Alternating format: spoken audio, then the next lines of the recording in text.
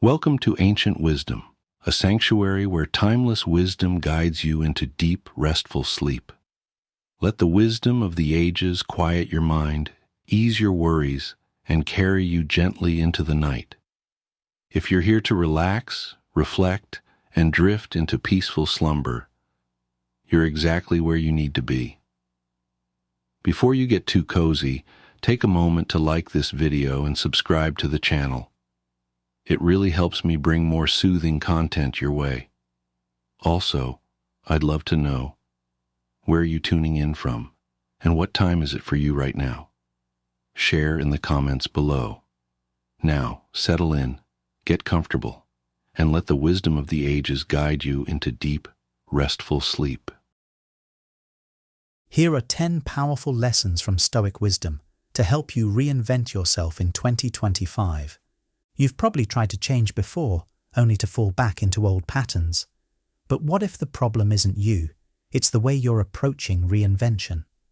The Stoics believed that true transformation starts not with grand gestures, but with mastering your mindset and focusing on what's within your control. Imagine waking up every day with clarity and purpose, no longer held back by fear, regret, or distractions. Picture yourself calmly navigating challenges, building habits that stick, and becoming the person you've always wanted to be. The process isn't easy, but it's simple. In the next few minutes, you'll discover timeless principles that have helped people for centuries, from Roman emperors to modern thinkers, reshape their lives. And by the end of this, you'll have a clear roadmap to make 2025 your most transformative year yet. 1. Embrace the power of the present moment. We suffer more often in imagination than in reality. Seneca. How often do we waste time overthinking the past or fearing what lies ahead? I used to spend hours replaying past mistakes in my mind, wondering how I could have avoided them. Worse, I'd lose sleep worrying about the future, whether my plans would work out or if I'd fail yet again. But nothing ever changed until I learned to focus on the present moment, where my true power lies. Imagine standing at the edge of a forest. You're carrying a heavy bag of regrets from the past and a backpack full of fears about the future. Every step forward feels impossible.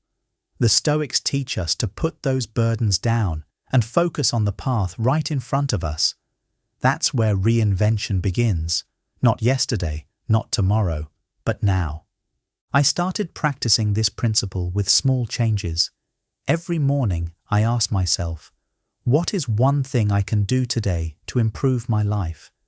Instead of worrying about a year-long fitness goal, I committed to 20 minutes of exercise that day. Instead of regretting a broken friendship, I reached out to one person I cared about. These small, intentional actions in the present moment added up over time. Think about your own life. Is there a project you've been postponing because it feels overwhelming? Break it down into something you can tackle today. Are you stuck in a cycle of regret? Write down one lesson you've learned and focus on using it now. The Stoics remind us that life unfolds in the present. By grounding yourself in today's actions, you'll build a future worth looking forward to, step by step, moment by moment. 2. Define your core values. Waste no more time arguing what a good man should be. Be one. Marcus Aurelius. Reinvention is impossible without knowing who you are and what you stand for. In my early 20s, I chased success without purpose. I worked hard but felt unfulfilled. Why? Because I never paused to ask myself what truly mattered to me. I was living by others' expectations, not my own values. Defining your core values is like setting the coordinates for your GPS. Without them, you'll wander aimlessly. One weekend, inspired by Marcus Aurelius, I wrote down 5 values that I wanted to live by: integrity, growth, kindness, resilience, and gratitude. They became my guideposts for decision-making. For example, when I was offered a job with higher pay but questionable ethics, I said no. It felt uncomfortable at first, but staying true to my values gave me peace of mind. You can try the same exercise. Take 15 minutes today to reflect on what matters most to you. What kind of person do you want to be? What qualities do you admire in others? Write these down and then ask yourself, am I living in alignment with these values? If not, start small. If kindness is one of your values, practice it by helping a stranger. If growth matters to you, spend 10 minutes learning a new skill. Reinvention doesn't happen overnight, but aligning your actions with your values will bring you closer to the person you want to become. 3. Detach from external validation. He who looks outside dreams, he who looks inside awakes. Epictetus. For years, I measured my worth by others' approval. A promotion felt good only if my friends were impressed. A social media post felt meaningful only if it got likes. But chasing external validation is like running on a treadmill. You're always moving, but never going anywhere. One day, I came across Epictetus's teaching that freedom comes from within. I decided to stop living for applause and start living for purpose. It wasn't easy. When I started a new project, I'd catch myself worrying. What will people think if I fail? To combat this, I began journaling every night, reflecting on whether I lived by my values that day. Did I act with courage? Did I do something meaningful? If the answer was yes, I considered the day a success, regardless of anyone else's opinion. You can do this too. Instead of seeking external praise, ask yourself, am I proud of my effort? If you're learning a new skill, don't worry about being perfect. Focus on showing up and improving. Detaching from external validation doesn't mean ignoring feedback. It means valuing your own growth and integrity over fleeting opinions. When you live for yourself, not others, reinvention becomes a journey of self-fulfillment. 4. Master self-discipline. Freedom is the only worthy goal in life. It is won by disregarding things beyond our control. Epictetus. Reinvention requires consistency, and consistency demands discipline. A few years ago, I set a goal to run a 10K. I was excited at first, but after a week, the motivation faded. I skipped runs and made excuses. Then, I realized that motivation is fleeting, but discipline is reliable. The Stoics teach us to focus on what we can control, our actions, not our feelings. I started small, committing to run for just 10 minutes a day. On days when I didn't feel like running, I reminded myself of Epictetus's wisdom. We cannot control the wind, but we can adjust our sails. My feelings were the wind, unpredictable and ever-changing. My discipline was the sail, guiding me toward my goal regardless of the conditions. Think about an area in your life where you lack consistency. Whether it's fitness, learning, or relationships, set a small, achievable daily goal. Focus on showing up, even if the effort feels minimal. Over time, these small acts of discipline compound into significant change. Reinvention isn't about doing extraordinary things once. It's about doing ordinary things consistently. 5. Learn from failure. Difficulties strengthen the mind, as labor does the body. Seneca. Failure used to paralyze me. If I didn't succeed, I saw it as proof that I wasn't good enough. But Seneca's wisdom changed my perspective. He taught me that failure is a teacher, not an enemy. It's an opportunity to grow stronger. I once launched a business idea that flopped spectacularly. I lost time, money, and confidence. But instead of wallowing, I wrote down 3 lessons from the experience. First, I learned the importance of market research. Second, I realized the value of a solid support network. Third, I discovered that resilience is my greatest asset. The next time you face failure, resist the urge to see it as a dead end. Instead, ask, what can I learn from this? Write down your lessons and apply them moving forward. Each failure is a stepping stone toward your reinvention. Remember, the only true failure is giving up. 6. Practice negative visualization. Prepare yourself for the worst and you will never be disappointed. Seneca.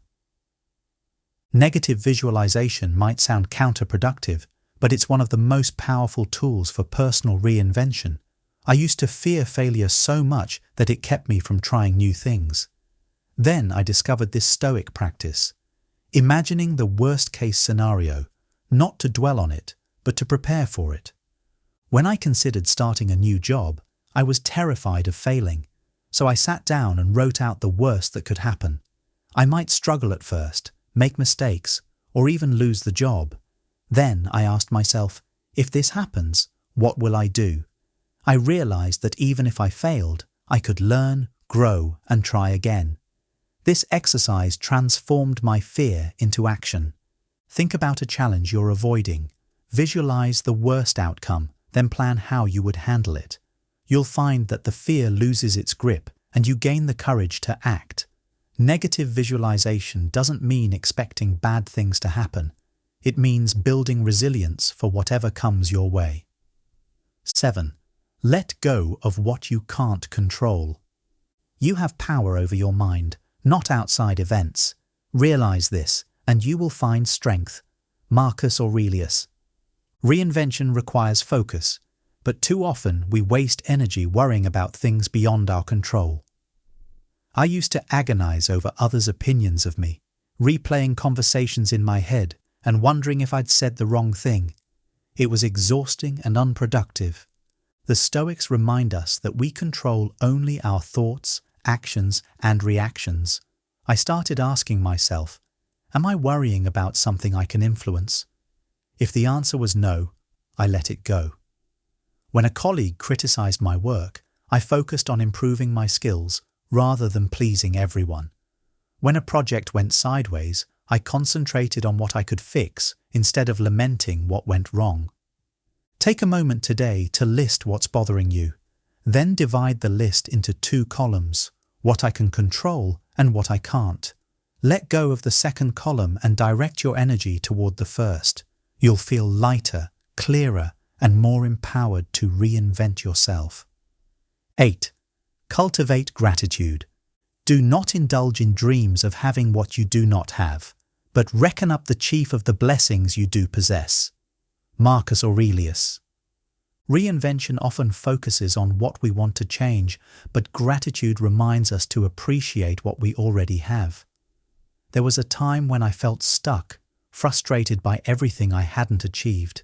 Then I began a gratitude practice, listing 3 things I was thankful for each morning. It was transformative. I realized I had so much to be grateful for: supportive friends, a healthy body, and the freedom to pursue my goals. Gratitude shifted my mindset from scarcity to abundance. Instead of focusing on what was missing, I saw opportunities everywhere.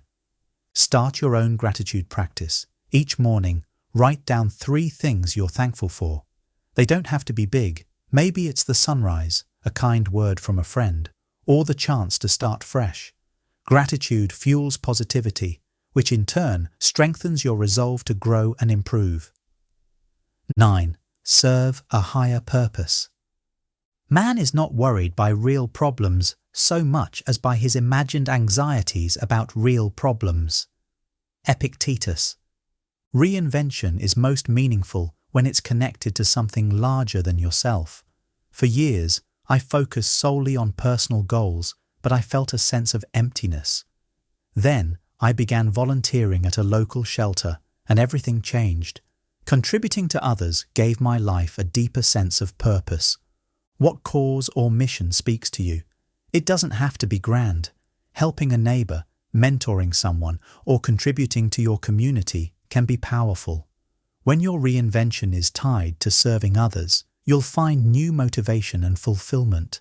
Purpose gives your efforts meaning, even when the journey gets tough. 10.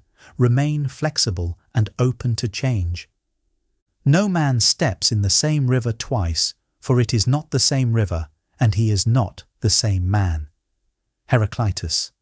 Reinvention is a process, not a destination.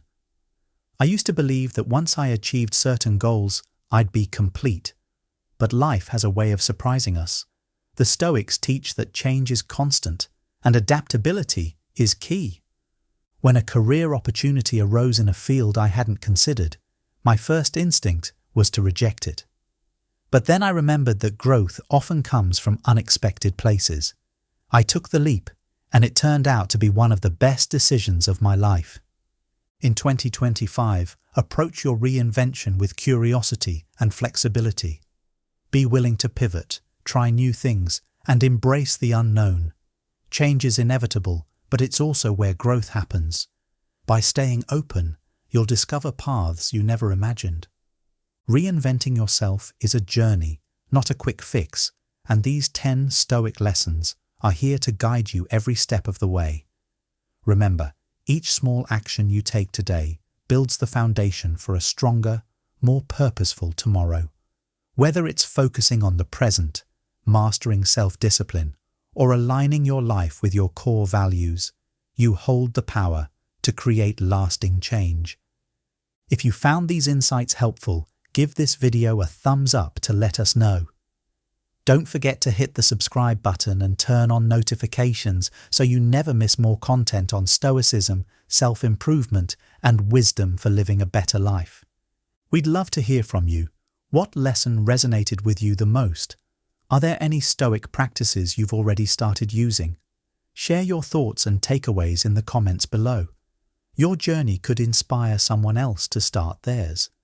Thanks for watching, and here's to making 2025 a year of transformation. Ever wondered if you're overlooking crucial signs in your relationship that suggest it's time to walk away? Relationships are complex, and sometimes it's hard to see the red flags when you're emotionally invested. Imagine if you had a guide to help you recognize these signs and make informed decisions for your well-being. In this video, we delve into the wisdom of Stoicism to uncover 15 critical insights that can help you determine when it's wise to end a relationship. These timeless principles will empower you to prioritize your self-respect and emotional health, ensuring you only invest in relationships that truly enrich your life. Let's explore these insights together, starting with a common but often overlooked red flag: controlling behavior. Number 1, controlling behavior. If your partner demands you give up your hobbies or friends, it's a red flag for controlling behavior. In a healthy relationship, both partners should feel free to pursue their interests and maintain their social connections. Imagine you're passionate about playing basketball with your friends every Saturday. It's your time to unwind, stay fit, and socialize. However, your partner constantly complains about this hobby, insisting that you should spend Saturdays with them instead. They might say things like, "If you really loved me, you'd spend more time with me on weekends," or "Your friends are a bad influence on you." This kind of behavior is not just about them wanting to spend more time together. It's about control. Over time, you might find yourself isolated, having given up not only basketball, but also other hobbies and friendships that were important to you. Your world shrinks to revolve solely around them, and this can lead to resentment and a loss of personal identity. For example, consider John's story. John loved playing the guitar and often jammed with his band. His girlfriend, however, didn't like the time he spent away from her and demanded he quit the band. Reluctantly, John agreed, but he soon found himself feeling trapped and unhappy. The relationship eventually ended because John realized he had sacrificed too much of himself to appease his partner. A controlling partner's demands can erode your sense of self and well-being. It's crucial to recognize these signs early and address them, or if necessary, walk away to preserve your independence and happiness. Number 2, infidelity. Unfaithfulness is a deal breaker, and downplaying it as a one-time mistake is unacceptable. Trust is the cornerstone of any relationship. When your partner cheats, it shatters this foundation. For instance, imagine discovering that your partner has been texting and meeting up with someone else. They may brush it off, saying, "It was just a fling. It meant nothing." But infidelity, regardless of how it's framed, is a profound breach of trust and respect. Take Sarah's experience as an example. She found out that her boyfriend had cheated on her during a business trip. When confronted, he dismissed it as a one-time mistake and begged for forgiveness. Despite his apologies, Sarah couldn't shake off the betrayal. Every time he went on another trip, she was consumed by doubt and insecurity. This constant state of anxiety eroded her self-esteem and well-being. Infidelity doesn't just hurt in the moment. Its effects linger, creating a toxic environment filled with suspicion and pain. It's crucial to acknowledge that staying in a relationship after such a betrayal often leads to prolonged emotional suffering. Walking away from an unfaithful partner is essential to preserving your dignity and mental health. Number 3. Lack of effort. A partner who makes little to no effort to contribute to the relationship or support you emotionally is not committed. A healthy relationship thrives on mutual effort. Both partners should actively participate in making each other feel valued and supported. Imagine you're always the one planning dates, initiating conversations, and showing interest in your partner's life while they barely reciprocate. This imbalance indicates a lack of genuine commitment. Consider David and Lisa's relationship. David noticed that he was always the one cooking meals, organizing outings, and checking in on Lisa's well-being. Lisa, however, rarely did the same for him. When David brought it up, Lisa dismissed his concerns, saying she was just not good at those things. Over time, David felt unappreciated and exhausted from carrying the weight of the relationship alone. A partner who doesn't put in the effort shows a lack of respect and appreciation for you. Relationships require work from both sides, and if your partner isn't willing to meet you halfway, it's a clear sign that they're not fully invested. It's wise to reconsider your involvement in such a one-sided dynamic. Chai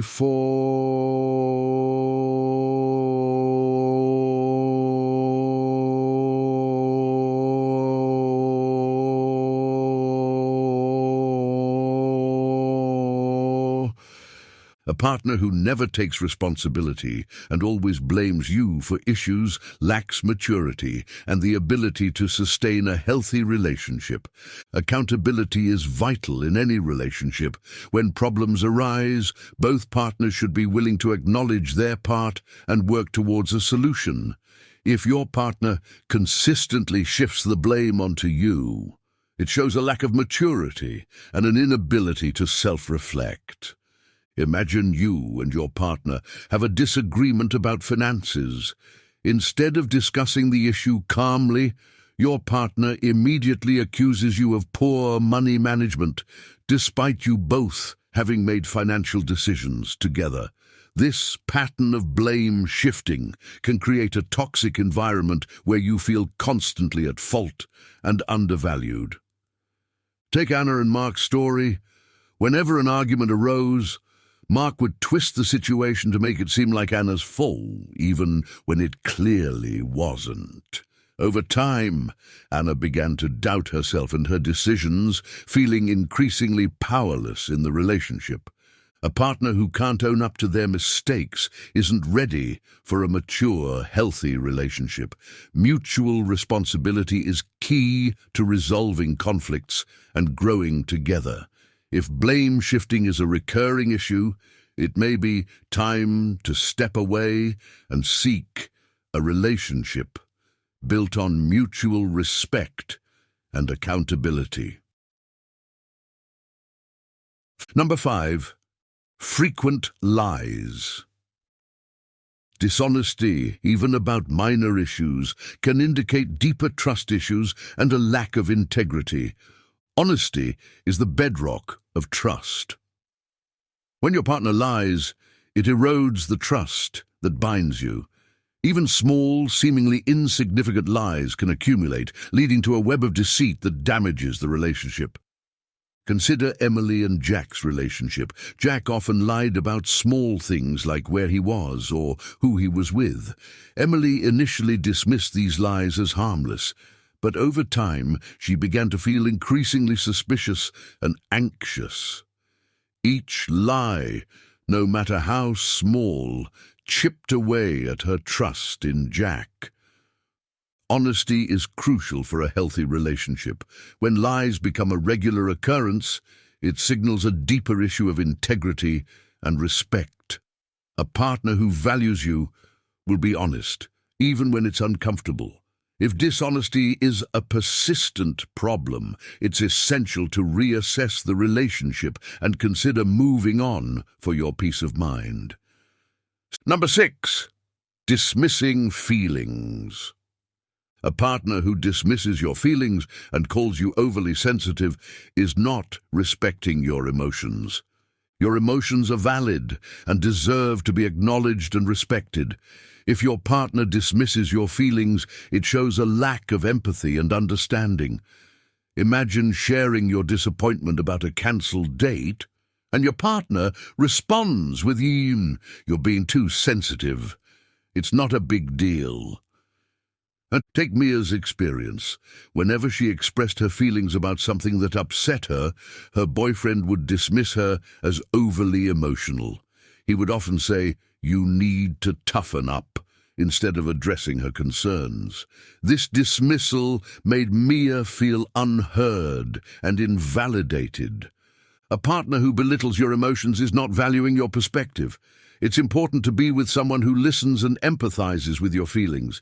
Dismissing emotions can lead to a build-up of resentment and hurt. If your partner consistently invalidates your feelings, it's a sign to consider leaving the relationship for your emotional well-being. Number 7, talking about exes. Frequent mentions of past relationships suggest that your partner might still be hung up on their ex, making you a rebound. Constantly hearing about your partner's ex can be unsettling and indicates unresolved feelings. Imagine cooking dinner together and your partner frequently brings up how their ex used to do things differently. This comparison can make you feel inadequate and undervalued. Consider Tom's situation. His girlfriend often reminisced about her ex, even during intimate moments. She would say things like, "My ex used to take me to this restaurant," making Tom feel like he was constantly being compared.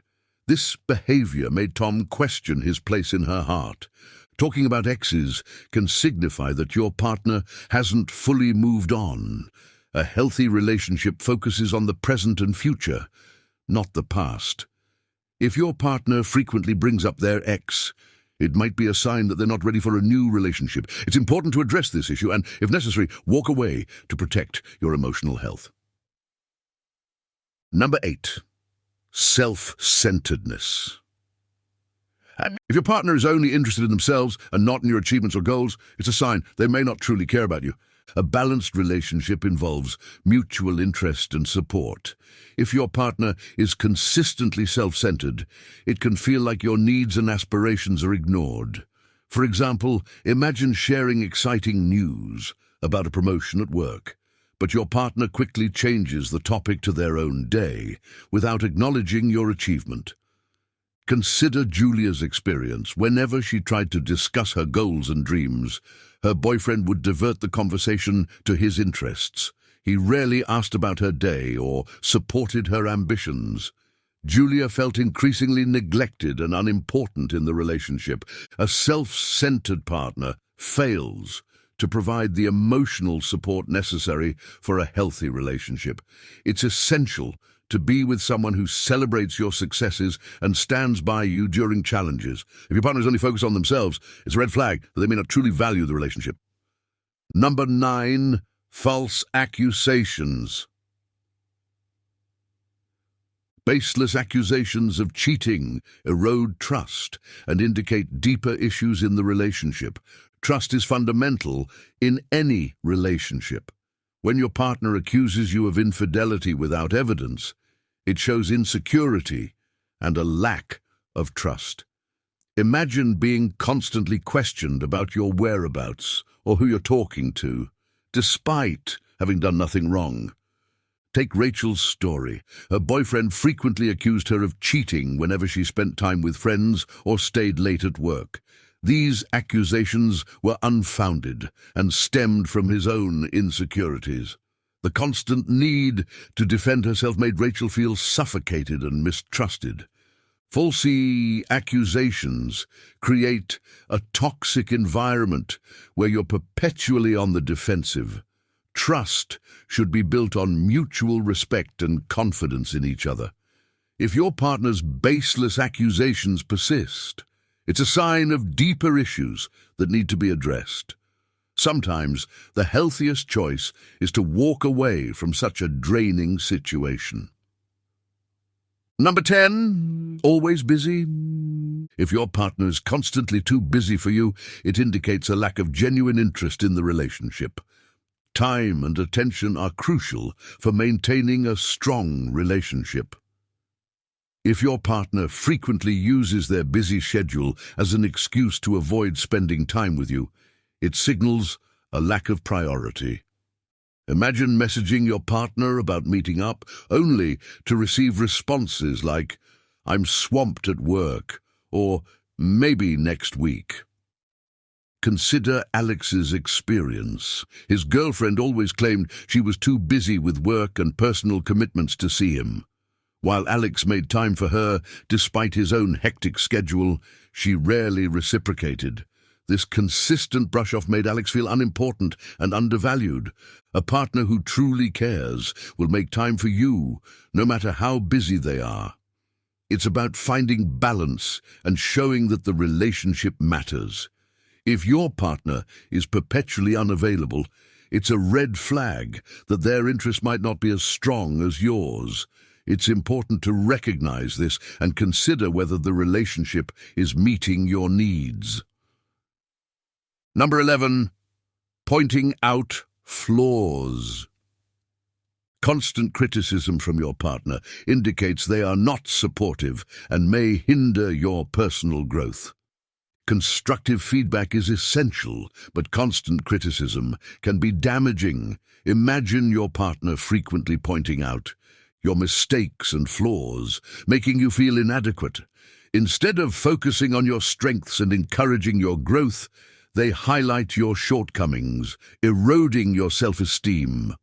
Consider Leo's experience. His girlfriend often criticized his appearance, career choices, and even his hobbies. Comments like, "You should dress better," or "Why are you still stuck in that dead-end job?" became common. Over time, Leo began to doubt his worth and felt discouraged from pursuing his passions. In a healthy relationship, partners should uplift and support each other. Constantly pointing out flaws shows a lack of respect and appreciation. It's important to feel valued and confident with your partner, not belittled. If you find yourself in a relationship where criticism is frequent and harsh, it may be time to evaluate its impact on your well-being and consider moving on. Number 12, lack of respect. If your partner often disrespects you in public or private, it's a clear sign that they do not value you or the relationship. Respect is fundamental in any relationship. Disrespect can manifest in various ways, such as mocking your opinions, belittling your accomplishments, or ignoring your boundaries. Imagine sharing your thoughts during a discussion only for your partner to roll their eyes and dismiss your perspective. Take Karen's story. Her boyfriend frequently made fun of her in front of their friends, joking about her intelligence and capabilities. Although he claimed it was all in good fun, Karen felt humiliated and devalued. This behavior extended to their private conversations, where he would undermine her decisions and opinions. A partner who respects you will treat you with kindness and consideration, both publicly and privately. Disrespect erodes the foundation of a relationship and can lead to long-term emotional harm. If your partner consistently disrespects you, it's crucial to address the issue and, if necessary, leave the relationship to protect your self-worth. Number 13, inconsistent behavior. If your partner's actions and words frequently contradict each other, it creates confusion and mistrust, signaling an unstable relationship. Consistency in actions and words is key to building trust. Imagine your partner promising to spend more time with you, but repeatedly cancelling plans at the last minute without a valid reason. This inconsistency can make you feel unsure about their true intentions and commitment. Consider Nathan's situation. His girlfriend often made grand promises about their future together, but rarely followed through on any of them. She would talk about moving in together or planning trips, but when the time came, she always had excuses. This left Nathan feeling confused and uncertain about the stability of their relationship. Inconsistent behavior can create a sense of instability and mistrust. A reliable partner aligns their actions with their words, providing a stable foundation for the relationship. If you find yourself constantly questioning your partner's intentions due to their inconsistency, it may be a sign that the relationship is not built on solid ground. Number 14, emotional dependency. If your partner relies on you for all their emotional support, it's a sign they need professional help and the relationship is unhealthy. While supporting each other emotionally is important, relying solely on one partner for all emotional needs can be overwhelming. Imagine your partner turning to you for every emotional crisis, expecting you to fix all their problems without seeking help elsewhere. Consider Emma's experience. Her boyfriend constantly depended on her for emotional support, from handling stress at work to dealing with personal insecurities. Emma found herself drained and unable to focus on her own needs. Despite suggesting he seek therapy, he refused, placing all his emotional burdens on her. A balanced relationship involves mutual support while maintaining individual emotional resilience.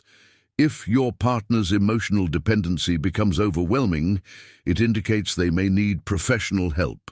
It's essential to recognize the limits of what you can provide and ensure your own emotional health is not compromised. Number 15, constant negativity. If your partner is consistently negative or pessimistic, it can drain your energy and affect your well-being. Positivity and optimism are crucial for a healthy relationship.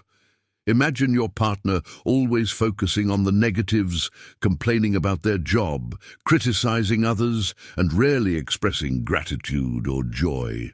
This constant negativity can be exhausting and impact your own outlook on life. Consider Josh's story. His girlfriend was perpetually negative, always finding something to complain about. Whether it was about her day, their plans, or the people around them, her pessimism overshadowed any positive moments they shared. Over time, Josh found himself feeling more anxious and less enthusiastic about their future together. Being with a partner who constantly brings a negative attitude can be draining. It's important to surround yourself with positivity and support. If your partner's negativity is affecting your mental and emotional well-being, it may be necessary to reevaluate the relationship and consider moving on to preserve your happiness. In conclusion, maintaining self-respect and seeking a supportive partner is crucial for a healthy and fulfilling relationship. Recognizing these red flags early on can save you from prolonged emotional distress and help you make informed decisions about your relationship. Remember, a relationship should enhance your life, not drain it. If these red flags appear, it's wise to consider walking away to protect your well-being and happiness. Have you ever considered the immense power that lies within the simple act of staying silent? In a world filled with constant noise and chatter, the idea of embracing silence might seem both daunting and intriguing. Yet, it is often in these quiet moments that we discover profound truths about ourselves and the world around us. Words have immense power. They shape our reality, influence our emotions, and impact those around us in profound ways. As the ancient teachings suggest, our words can be likened to the sharpest knife in the world, capable of cutting deep into the hearts and minds of others. This dual-edged nature of speech means that while our words can be a source of great strength, they can also be a significant weakness if not used wisely. Imagine a situation where a person receives an encouraging word from a friend or mentor at a crucial moment. This simple, kind gesture can boost their confidence, inspire them to overcome challenges, and lead to their success. On the contrary, consider a scenario where someone is subjected to harsh criticism or negative remarks. These words can leave lasting scars, causing emotional pain and diminishing their self-worth. In daily life, we often encounter moments where the choice of words can make a difference. For instance, a teacher's encouraging feedback can motivate a student to excel, while a parent's gentle words can soothe a child's fears. However, when words are used carelessly or unkindly, they can lead to misunderstandings, conflicts, and strained relationships. The balance between speaking and silence is crucial. Knowing when to speak and when to hold back can be a powerful skill. Speaking kindly and wisely at the right moments can open doors to opportunities, build trust, and foster positive connections. Conversely, unkind or untimely words can create obstacles and lead to difficulties in our personal and professional lives. This delicate balance is at the heart of the story we're about to explore, a tale that underscores the transformative power of silence. Through the journey of a troubled king and a wise Buddhist monk, we will delve into the profound impact that silence and mindful speech can have on our lives. By understanding and embracing these principles, we can learn to harness the power of our words and achieve a deeper sense of inner peace and fulfillment. The King and the Buddhist Monk Story, Part 1. Our story begins in ancient India, in a serene forest far removed from the hustle and bustle of the world. In this tranquil setting lived a renowned Buddhist monk, known throughout the land for his wisdom and meditative prowess. His peaceful demeanor and profound insights attracted many seekers of truth, including kings and commoners alike. One day, a king, despite his immense wealth, fame, and luxurious lifestyle, found himself in a state of deep restlessness and dissatisfaction. No matter how many treasures he accumulated or how much he indulged in the pleasures of his royal life, inner peace eluded him. Desperate to find a solution, the king decided to visit the famous monk, hoping to discover the secret to tranquility. Upon meeting the monk, the king poured out his troubles, confessing that he felt constantly tired, frustrated, and upset. "Respected monk," the king pleaded, "I have everything one could desire, yet there is no peace within me. My mind is perpetually restless. Please help me to rid myself of this turmoil." The monk, listening intently, responded with a gentle smile, "Your Majesty, the answer you seek is already within you, but you have not yet discovered it. I propose an experiment. If you are willing, I believe it will bring you the peace you desire." Intrigued but skeptical, the king agreed to follow the monk's guidance. The monk's plan was simple, yet challenging. For the next 15 days, the king would stay in the monastery, living as a common monk. During this period, he was to remain silent and speak as little as possible, focusing on solitude and self-reflection. The king, though anxious about the prospect of such a drastic change, consented to the monk's plan, hoping that this experiment would finally bring him the inner calm he desperately needed. Part 2. The King's Experience. On the first day of his stay at the monastery, the king found it incredibly difficult to adhere to the monk's instructions. His mind was more restless than ever, filled with an endless stream of questions and thoughts.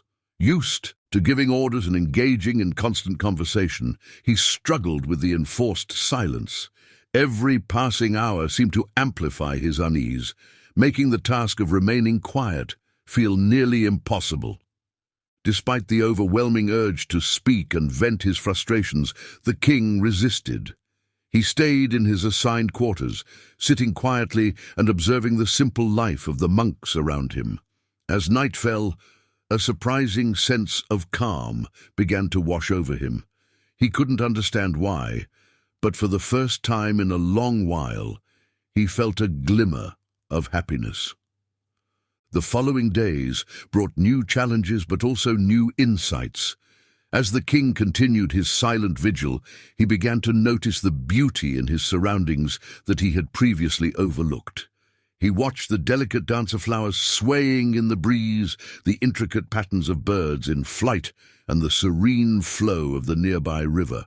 These simple observations brought a sense of connection and peace that he had never experienced in his opulent palace.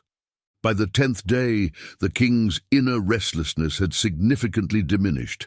He found himself spending more time in silent contemplation, appreciating the tranquility of nature and the simplicity of monastic life.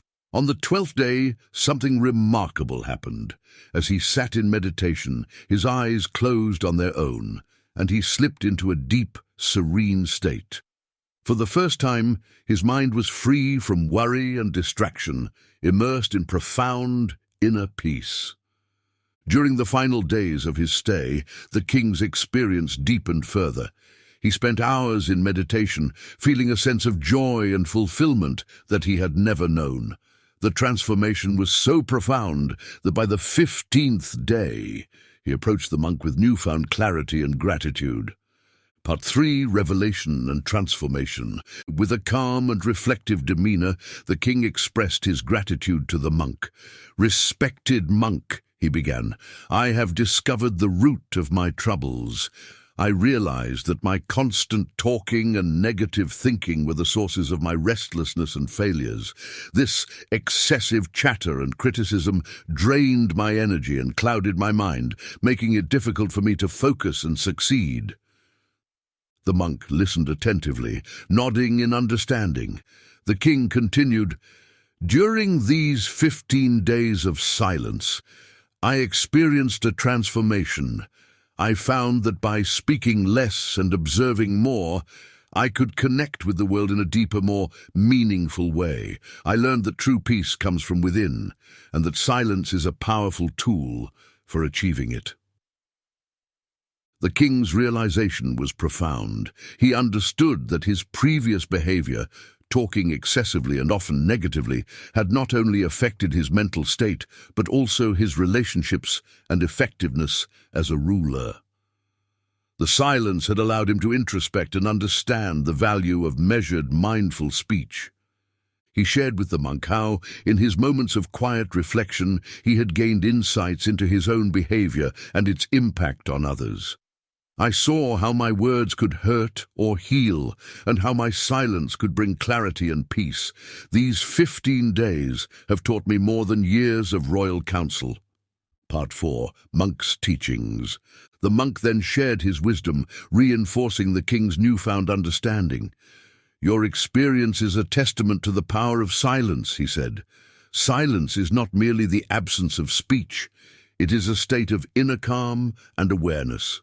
When we are silent, we can hear the whispers of our own soul and connect with the deeper truths within us." He explained that silence is the first step to self-discovery. By quieting the constant chatter of the mind, we create space for introspection and inner growth. The monk recounted a story of Gautama Buddha, who often remained silent to dive deep within himself, discovering profound insights and wisdom. Silence allows us to observe our thoughts and emotions without judgment, the monk continued. It helps us become more patient and aware, leading to greater clarity and understanding. When we speak only when necessary, our words carry more weight and are more likely to be received with respect and consideration. The monk emphasized that excessive talking often leads to misunderstandings, conflicts, and unnecessary stress. By embracing silence, we can reduce these negative interactions and foster a more harmonious environment. He encouraged the king to continue practicing silence and mindful speech, not just for personal peace, but also to set an example for his kingdom. The story's broader implications, the monk's teachings extended beyond the king's personal transformation. He highlighted the broader implications of embracing silence in our daily lives. Imagine a world where people spoke less and listened more, he said. There would be fewer arguments, less restlessness, and more understanding. He pointed out that many of the world's problems stem from miscommunication and hasty words. By learning to be silent, we can avoid unnecessary conflicts and build stronger, more meaningful relationships. Silence can act as a buffer, giving us time to think before we speak and ensuring that our words are thoughtful and kind. The monk also discussed the role of meditation in fostering inner peace. Meditation is a practice of silence, he explained. It helps us connect with our inner selves and find calm amidst the chaos of daily life. By spending time in solitude and quiet reflection, we can cultivate a sense of tranquility that permeates all aspects of our lives. He encouraged the king and others to spend at least 20 minutes alone in solitude every day. This practice, he assured, would bring positive changes, helping individuals become more patient, aware, and connected with their inner selves. In conclusion, the story of the king and the monk underscores the transformative power of silence and mindful speech. Through his journey, the king discovered that true peace and happiness come from within, and that silence is a key to unlocking this inner tranquility. By speaking less and listening more, we can connect more deeply with ourselves and others, fostering a more harmonious and fulfilling life. The monk's teachings remind us that our words are powerful tools that can heal or harm. By embracing silence and practicing mindful speech, we can reduce conflicts, enhance our relationships, and achieve a deeper sense of inner peace. This story serves as a timeless reminder of the importance of finding balance between speech and silence in our lives, and the profound impact it can have on our overall well-being. 12 Stoic Rules for a Better Life, from Marcus Aurelius.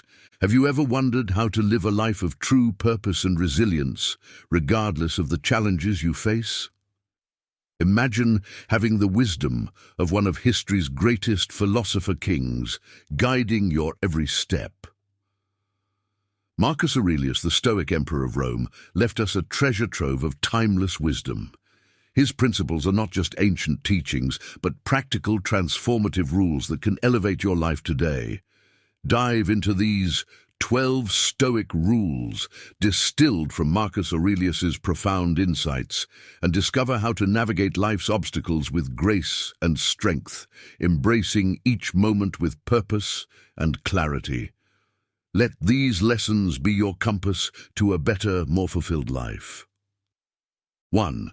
Internal control, mastering your mind. Anxiety and stress are inevitable parts of life, but how we respond to them defines our journey.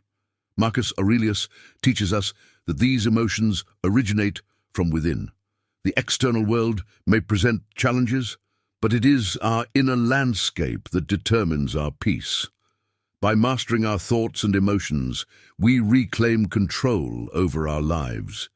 Instead of succumbing to panic or despair, we can choose calm and rational responses. This practice of internal control empowers us to face adversity with grace and resilience. Remember, we do not control what happens to us, but we control how we react. Embrace this Stoic principle to transform your inner turmoil into tranquility and strength. 2. Morning routine. Seize the day with purpose.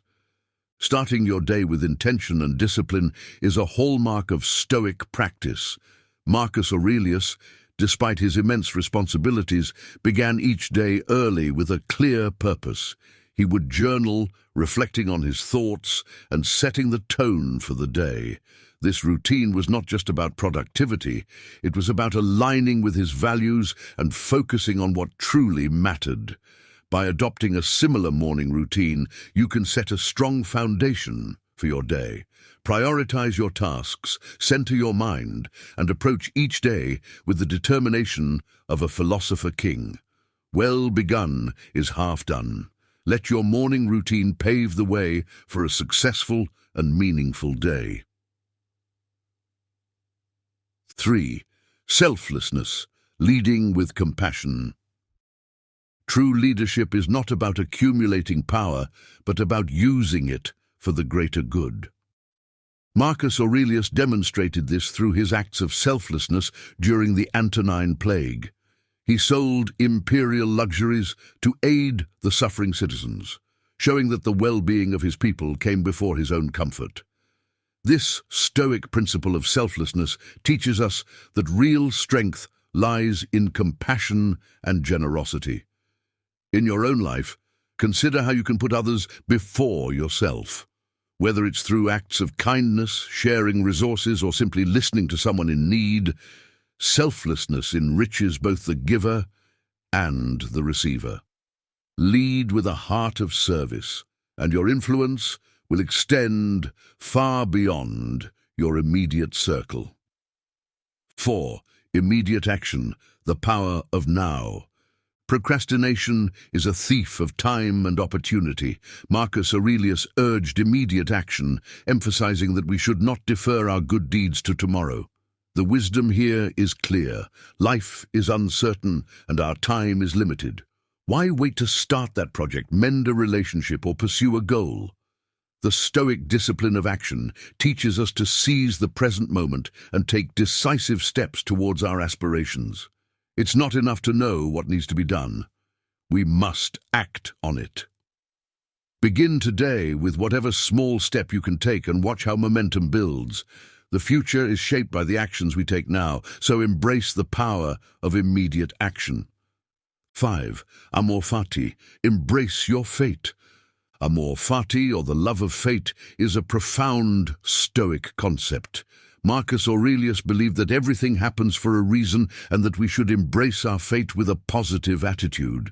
Instead of resisting or lamenting our circumstances, we should see them as opportunities for growth and learning. This mindset transforms obstacles into fuel for our inner fire. By accepting and embracing whatever comes our way, we become resilient and adaptable. Life's challenges then become stepping stones to greatness, not hindrances. Love your fate, for it is uniquely yours, and use it to illuminate your path with wisdom and strength. 6. Overcoming obstacles, the path of progress. The impediment to action advances action. What stands in the way becomes the way. This famous Stoic maxim encapsulates a powerful truth. Obstacles are not barriers, but pathways to growth. Marcus Aurelius teaches us that every challenge we face is an opportunity to improve. When we encounter difficulties, we can choose to see them as a chance to strengthen our character and deepen our understanding. This perspective shifts our focus from frustration to resilience. Embrace your obstacles, for they are the crucibles that forge your strength and wisdom. Each impediment is a lesson in disguise, guiding you toward greater heights of achievement and fulfillment. 7. Self-discipline, mastering oneself. True Stoicism demands rigorous self-discipline. Marcus Aurelius emphasized being strict with oneself while being tolerant of others. This principle is about mastering your own impulses, desires, and actions. It's not about controlling others, but about achieving personal excellence. Self-discipline is the foundation of a virtuous life. It allows you to pursue your goals with unwavering focus and integrity. By cultivating self-discipline, you build resilience against distractions and temptations. This inner mastery leads to a life of purpose and clarity. Be your own toughest critic and greatest ally. Through self-discipline, you carve out a path of personal greatness and ethical living. See, community and character, the greater good. The Stoics believed that our highest purpose is to serve the greater good. Marcus Aurelius taught that the fruit of life is good character and acts for the common good. This principle reminds us that our actions should contribute positively to our community and society. By focusing on the well-being of others, we cultivate a sense of purpose and fulfillment. Acts of kindness, justice, and service enrich our character and leave a lasting impact on those around us. Strive to be a force for good and let your character shine through your contributions. The legacy of a Stoic is measured by the positive change they bring to the world. 9. Essentialism, focus on what matters. In a world full of distractions, it's easy to get caught up in trivial pursuits. Marcus Aurelius advises us to ask, is this essential? By doing so, we eliminate unnecessary activities and focus on what truly matters. This Stoic practice of essentialism allows us to channel our energy into meaningful endeavors. It's about doing fewer things, but doing them better. When we prioritize the essential, we enhance our productivity and satisfaction. Reflect on your daily tasks and commitments. Are they aligned with your values and goals? Strip away the non-essential and dedicate yourself to what genuinely enriches your life and the lives of others. 10. Using frustrations, opportunities for virtue. People can be challenging, often becoming obstacles in our path. Marcus Aurelius teaches that these frustrations are opportunities to practice Stoic virtues like patience, forgiveness, and justice. Instead of resenting difficult people, use these encounters to refine your character. Each frustrating interaction is a chance to demonstrate your commitment to Stoic principles. By responding with virtue, you transform obstacles into opportunities for growth. This practice not only improves your relationships, but also strengthens your inner resolve. Embrace frustrations as lessons in disguise and let them guide you toward greater wisdom and compassion. Isen memento mori. Embrace life's transience. Memento mori reminds us of our mortality. Life is fleeting and each moment is precious. Marcus Aurelius urges us to live as if each action were our last. This awareness of life's transience compels us to act with urgency and purpose. Cherish the present, make meaningful choices, and avoid postponing important tasks and relationships. By embracing the inevitability of death, we gain clarity on what truly matters. Live fully, love deeply, and leave no room for regrets. Memento mori is not a morbid reflection, but a call to live authentically and vibrantly, honoring the impermanence of our existence. 12. Resilience through virtue, strength in adversity. Practicing virtues like patience, forgiveness, and adaptability builds resilience. Marcus Aurelius teaches that our true power lies in our ability to respond virtuously to life's challenges. Adversity is inevitable, but how we handle it defines our character. By embodying Stoic virtues, we fortify ourselves against the storms of life. This resilience allows us to navigate difficulties with grace and integrity. Each trial becomes a testament to our inner strength. Embrace virtue as your guiding principle, and let it lead you through adversity with unwavering resolve. In resilience, we find the essence of Stoic wisdom and the foundation of a fulfilled life. As you embark on your journey to integrate these Stoic principles into your daily life, remember that wisdom and virtue are cultivated through consistent practice. Marcus Aurelius's teachings offer a blueprint for living with purpose, resilience, and integrity. If you found these insights valuable, don't keep them to yourself. Share the wisdom. Like this video, subscribe to our channel, and join a community of individuals committed to personal growth and the pursuit of wisdom. Let's continue exploring these timeless principles together, transforming our lives and the world around us. Thank you for watching, and welcome to the path of the Stoic. Most people avoid directly telling you they dislike you, instead hiding behind polite gestures and surface-level friendliness. They might appear supportive, but subtle actions often reveal the truth. Recognizing these signs early allows you to protect your energy and prioritize relationships that genuinely bring value to your life. Here are 10 signs that someone may be harboring hidden resentment toward you, with personal examples for relatability. First sign: they disappear when you need support. You know the saying, "A friend in need is a friend indeed." Well, some people seem to disappear the moment you actually need them.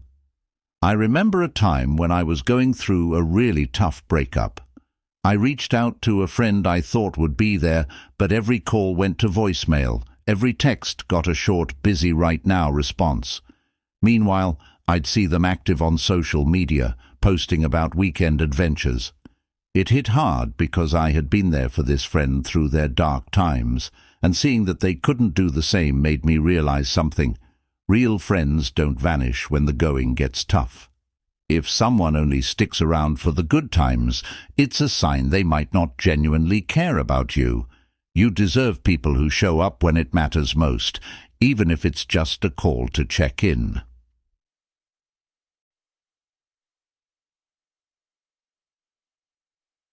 Second sign: subtle exclusion from plans. Have you ever scrolled through your social media feed only to find out your friends had a blast without you? I remember checking Instagram one Saturday night and seeing pictures of my friend group at this amazing concert I would have loved to go to, only no one had told me about it. When I brought it up casually later, they all acted surprised, saying, "Oh, we thought you were busy," or "It was so last minute."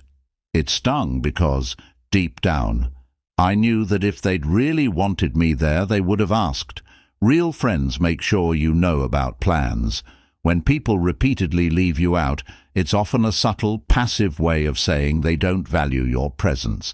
And that's a hard pill to swallow, but accepting it can help you redirect your energy to people who genuinely want you around.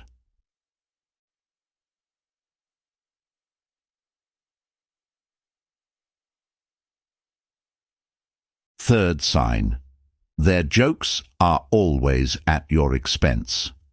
Light-hearted teasing is one thing, but when someone's jokes consistently poke fun at your insecurities or flaws, it's a red flag. I used to laugh along with a friend who'd constantly make jokes about my quirky work habits or the way I'd dress, thinking it was harmless. But over time, those jokes started chipping away at my confidence.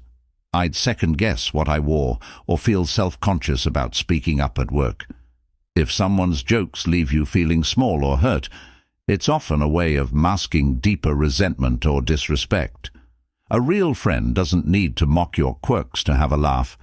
They support you as you are. Learning to say, "That's not funny to me," and setting boundaries with so-called jokes can make a huge difference in how you see yourself and how others treat you. Fourth sign, they avoid physical contact. Have you ever gone to give someone a high five, a hug, or even just a casual touch on the shoulder, only for them to pull away like you're contagious? I had a colleague who was warm and friendly with everyone else, but every time I'd offer a simple handshake or friendly pat, they'd awkwardly sidestep it. At first I thought maybe they just weren't a touchy person, but seeing them be tactile with everyone else was a bit of an eye-opener. Physical contact is a basic human connection, so when someone goes out of their way to avoid it with you, they're communicating a level of discomfort or distance.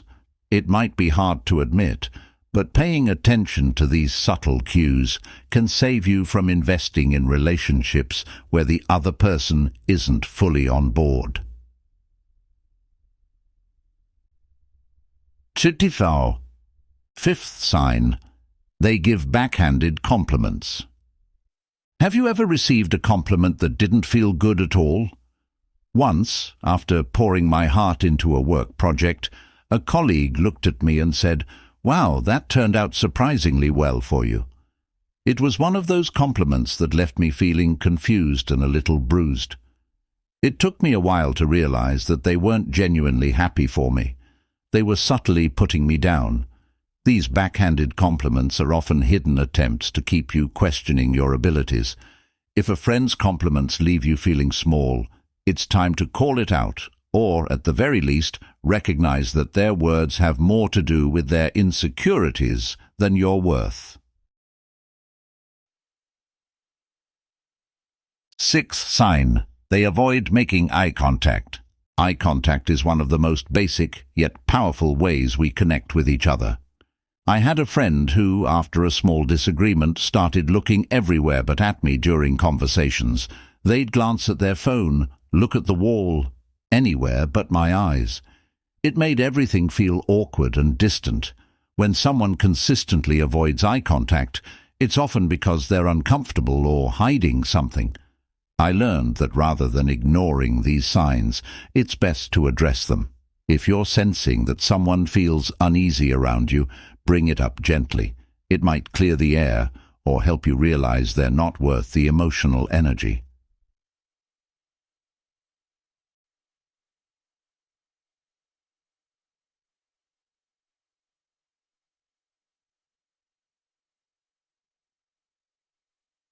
Seventh sign, they're busy, only when it comes to you. Have you ever had a friend who's always busy when you try to make plans, but somehow has time for everyone else? I tried reconnecting with an old friend, only to be met with excuse after excuse. Meanwhile, I'd see them hanging out with mutual friends. It's hard to admit, but the truth is, if someone really wants to spend time with you, they'll find a way. I learned that it wasn't about their schedule, it was about their priorities. Real friends don't keep you on the back burner. They make time for you because they want you in their life. So if someone is constantly busy just with you, it may be time to stop chasing after them. Eighth sign, they gossip about you behind your back.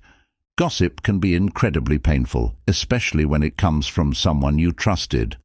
I once confided in a friend about a personal issue, only to hear a distorted version of my story come back to me from mutual friends. When I confronted them, they acted like it was no big deal. But gossip is never harmless. It's a betrayal that erodes trust. True friends respect your privacy and protect your reputation. I learned that if someone is eager to share your personal matters with others, they're showing you they're not worthy of your trust. Surround yourself with people who honor the trust you place in them.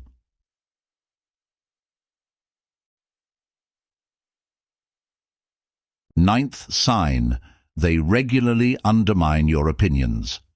When someone constantly shoots down your ideas or always corrects your opinions, they're subtly showing they don't value your perspective. I remember sharing my opinion in a group setting, only for one person to jump in with, "Well, actually, every time." It wasn't that they disagreed, it was that they seemed determined to undermine me.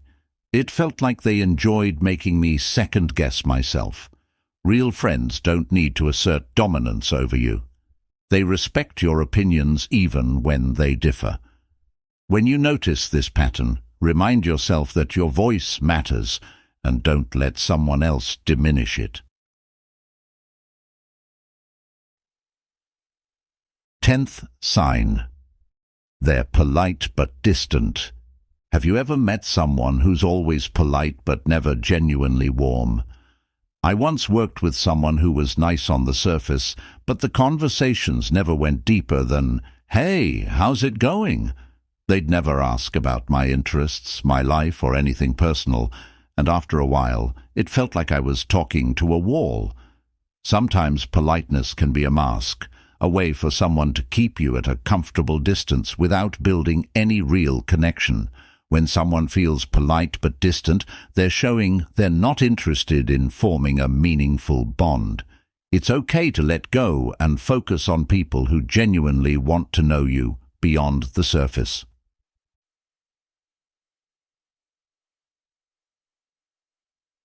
Recognizing these signs isn't always easy, especially when you want to see the best in people, but taking a step back and observing how others treat you allows you to invest your energy in relationships that are authentic and fulfilling. Stoicism teaches us that self-respect and emotional peace are worth more than maintaining connections with those who don't value us. By paying attention to these signs, you can create space for people who genuinely support, celebrate, and uplift you, enriching your life in ways that truly matter. Have you ever wondered why some men effortlessly attract women, while others, despite their best efforts, struggle to get even a second glance? The secret isn't in their looks or wealth, but in how they conduct themselves. In this video, we'll delve into the art and dark psychology of ignoring women, a strategy rooted in Stoic principles and emotional intelligence. By mastering these 11 key traits, you'll not only stand out from the crowd, but also command respect and admiration from the women you meet. Get ready to transform your dating life and relationships by understanding what truly makes a high-value man. Let's dive in. Section 1. Independence. High-value men are comfortable being alone and use their solitude for introspection and personal growth. They understand that their self-worth is not tied to their relationship status and do not need a woman to validate their existence. This confidence and completeness are incredibly attractive because it demonstrates a deep sense of self-reliance and assurance. Consider John, a successful entrepreneur. Despite his busy schedule, John always makes time for himself. He enjoys solo activities like hiking, reading, and traveling. These moments alone are not just about leisure. They are opportunities for John to reflect on his goals, assess his progress, and plan for the future. This practice of solitude has not only made John more self-aware, but has also significantly boosted his confidence. When John meets women, he doesn't come across as needy or desperate for their attention. Instead, his calm and composed demeanor signals that he is comfortable in his own skin. Women find this trait magnetic because it's rare to encounter someone who is so self-assured. John's independence makes him stand out because he does not seek validation from others. He projects an aura of completeness and confidence that many women find irresistible. For instance, during a party, John might be seen casually engaging in conversations without hovering around anyone in particular. He listens more than he talks, showing genuine interest in others without feeling the need to impress. This behavior contrasts sharply with men who constantly seek attention and validation, making John appear more intriguing and desirable. Moreover, John's independence means he is selective about his relationships. He looks for partners who complement his life, not complete it. This selectiveness ensures that his relationships are based on mutual respect and shared values, rather than a need for validation. Women appreciate this because it means John values quality over quantity in his interactions. In summary, independence is a hallmark of high-value men. By being comfortable alone and using solitude for personal growth, they project confidence and self-assurance that is deeply attractive to women. This independence allows them to build meaningful relationships based on respect and mutual admiration, making them truly high value in the dating world. Section 2. Selective validation. High-value men offer praise sparingly and genuinely, making their approval more meaningful and valued. Instead of giving constant compliments or validation, they ensure that their approval is earned and authentic. This approach makes their validation significantly more impactful and desirable. Take Alex, for example, who is known for his discerning nature. When Alex interacts with women, he doesn't bombard them with flattery. Instead, he observes and takes note of qualities that genuinely impress him. One evening at a social gathering, he meets Sarah, a woman who is passionate about environmental conservation. Rather than complimenting her appearance, Alex engages in a conversation about her work and expresses sincere admiration for her dedication and knowledge in the field. This selective validation stands out because it is not shallow or routine. Sarah feels genuinely appreciated for her unique contributions and intelligence, rather than just her looks. This makes Alex's compliment far more meaningful than the generic praise she might receive from others. Women like Sarah find themselves drawn to men like Alex because their approval feels earned and special. By offering selective validation, high-value men also avoid inflating a woman's ego unnecessarily. This prevents the dynamic where a woman might take a man's attention for granted. Instead, she is encouraged to maintain the qualities that earn the genuine praise. This dynamic creates a healthier, more balanced interaction where both parties appreciate and respect each other more deeply. In essence, selective validation sets high-value men apart by making their compliments rare and genuine. This not only enhances the woman's self-esteem in a meaningful way, but also encourages her to maintain and build upon her positive traits. As a result, women feel more valued and respected, and high-value men are seen as discerning and sincere, further boosting their attractiveness. Section 3. Direct communication. High-value men understand the value of clear communication. They avoid vague statements and excessive small talk, opting instead for directness and precision. This straightforward approach is refreshing and establishes a strong, confident presence. Imagine David, a high-value man who is straightforward in his communication. When he texts a woman, he avoids using excessive emojis or frivolous language. Instead, he is clear and concise. For instance, instead of saying, "Hey, maybe we could hang out sometime if you're free," David says, "I enjoyed our conversation last night. Are you free for dinner on Friday?" This direct approach conveys confidence and decisiveness. Women appreciate this clarity because it removes ambiguity and establishes a clear intention.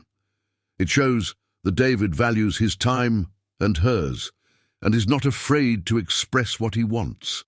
This level of directness sets David apart from other men who might beat around the bush or be overly accommodating.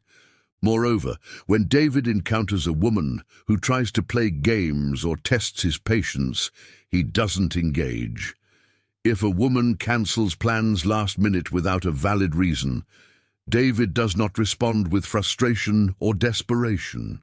Instead, he might say, "I understand things come up.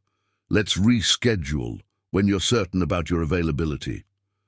This response is mature, direct, and shows that he values his time and does not tolerate disrespect.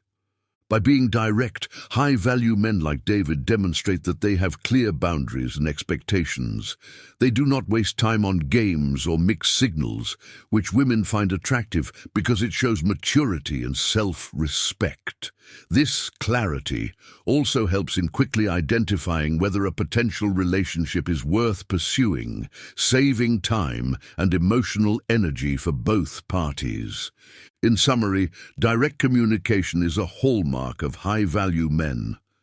By being clear, concise, and straightforward, they project confidence and decisiveness. This approach not only enhances their attractiveness, but also fosters healthier, more respectful interactions with women. Section 4. Purpose. High-value men are driven by their goals and ambitions. They focus their energy on building a life they can be proud of, rather than wasting time on unproductive relationships. This sense of purpose makes them stand out and adds to their overall appeal. Consider Mike, who has a clear vision for his future. He is passionate about his career as an architect and spends a significant amount of time honing his skills and working on projects. Mike's dedication to his craft is evident in everything he does, from his work ethic to the way he talks about his goals. When Mike meets women, they are often impressed by his ambition and drive. He doesn't come across as someone who is aimlessly drifting through life. Instead, he has a strong sense of direction and purpose. This makes him attractive because women are drawn to men who are passionate and motivated. Mike's purpose also means he doesn't have time for frivolous relationships. He is selective about who he spends his time with, ensuring that any relationship he enters into complements his goals rather than detracts from them. This selectiveness adds to his allure, as it shows that he values his time and is not easily swayed by superficial attractions. Furthermore, Mike's dedication to his goals means that he is always striving to improve himself. Whether it's through further education, networking, or personal development, he is constantly growing. This continuous self-improvement is a key trait of high-value men, making them even more appealing to women who value growth and ambition. In essence, having a strong sense of purpose sets high-value men apart. Their drive and ambition make them attractive because they demonstrate a commitment to personal and professional growth. This focus on their goals not only enhances their own lives, but also makes them more desirable partners who bring stability and inspiration to their relationships. Section 5. Fearless mindset. High-value men see themselves as equals to women and maintain composure, which enhances their attractiveness. They understand their worth and are confident in their allure, which allows them to remain composed and relaxed around women. Take Tom, for example, who has a fearless mindset. He does not view women as unattainable or superior beings, but as equals. This perspective allows him to interact with women without anxiety or desperation. When Tom meets someone new, he engages in conversation naturally, without trying too hard to impress. This fearless mindset makes Tom irresistibly attractive because it exudes confidence and self-assurance. Women are drawn to men who are comfortable in their own skin and do not place them on a pedestal. For instance, during a social event, Tom might approach a woman and start a genuine conversation about mutual interests without overthinking his words or actions. This natural confidence sets him apart from men who become anxious or overly eager around attractive women. Tom's charisma stems from a deep-rooted belief in himself. He visualizes himself at the apex of his life, exuding strength and confidence. This self-assurance is evident in the way he carries himself and interacts with others. Women find this trait magnetic because it signals that Tom is not easily swayed by external opinions or pressures. Moreover, Tom's fearless mindset means that he doesn't seek validation from others. He knows his worth and does not rely on others to boost his self-esteem. This independence is attractive because it shows that he is self-sufficient and confident. Women are more likely to be drawn to men who are secure in themselves and do not need constant reassurance. In summary, a fearless mindset is a key trait of high-value men. By viewing women as equals and maintaining composure, they project confidence and self-assurance. This fearless approach makes them more attractive and allows them to build genuine, respectful relationships. Section 6. Attention. High-value men do not give free attention, making women seek their validation. By withholding constant attention, they stand out from other men who are eager to please and gain women's approval. Consider Daniel, who is strategic with his attention. Unlike many men who bombard women with likes, comments, and messages on social media, Daniel is more reserved. When he meets a woman he is interested in, he makes an initial connection but does not shower her with constant attention. Instead, he gives her space and lets her wonder about his intentions. This approach leaves women intrigued and wanting more. For example, when Daniel meets Emily at a party, he has a great conversation with her, but does not immediately follow up with a barrage of texts. Instead, he waits a few days before reaching out, allowing Emily to think about their interaction and anticipate his next move. This creates a sense of mystery and excitement, making Daniel more appealing. Daniel's restraint with attention also prevents him from being taken for granted. Women often receive excessive attention from multiple men, which can inflate their egos and make them less appreciative of genuine interest. By not giving free attention, Daniel sets himself apart and makes his validation more valuable. Moreover, Daniel's approach shows that he has a busy and fulfilling life. He is not always available because he has other priorities and commitments. This signals to women that he is a high-value man with a purpose, and they must earn his attention rather than receive it freely. This dynamic shifts the balance of power and makes women more eager to gain his approval. In essence, by controlling the amount of attention they give, high-value men create a sense of intrigue and value. Women are more likely to seek their validation and appreciate their interest, making these men more attractive and desirable. Section 7. Emotional control. High-value men master their emotions and avoid being overly reactive, conveying strength and reliability. They understand that emotional stability is key to maintaining respect and attraction in relationships. Imagine Mark, a man who has developed a high level of emotional control. When faced with a challenging situation, such as a disagreement with his partner, Mark remains calm and composed.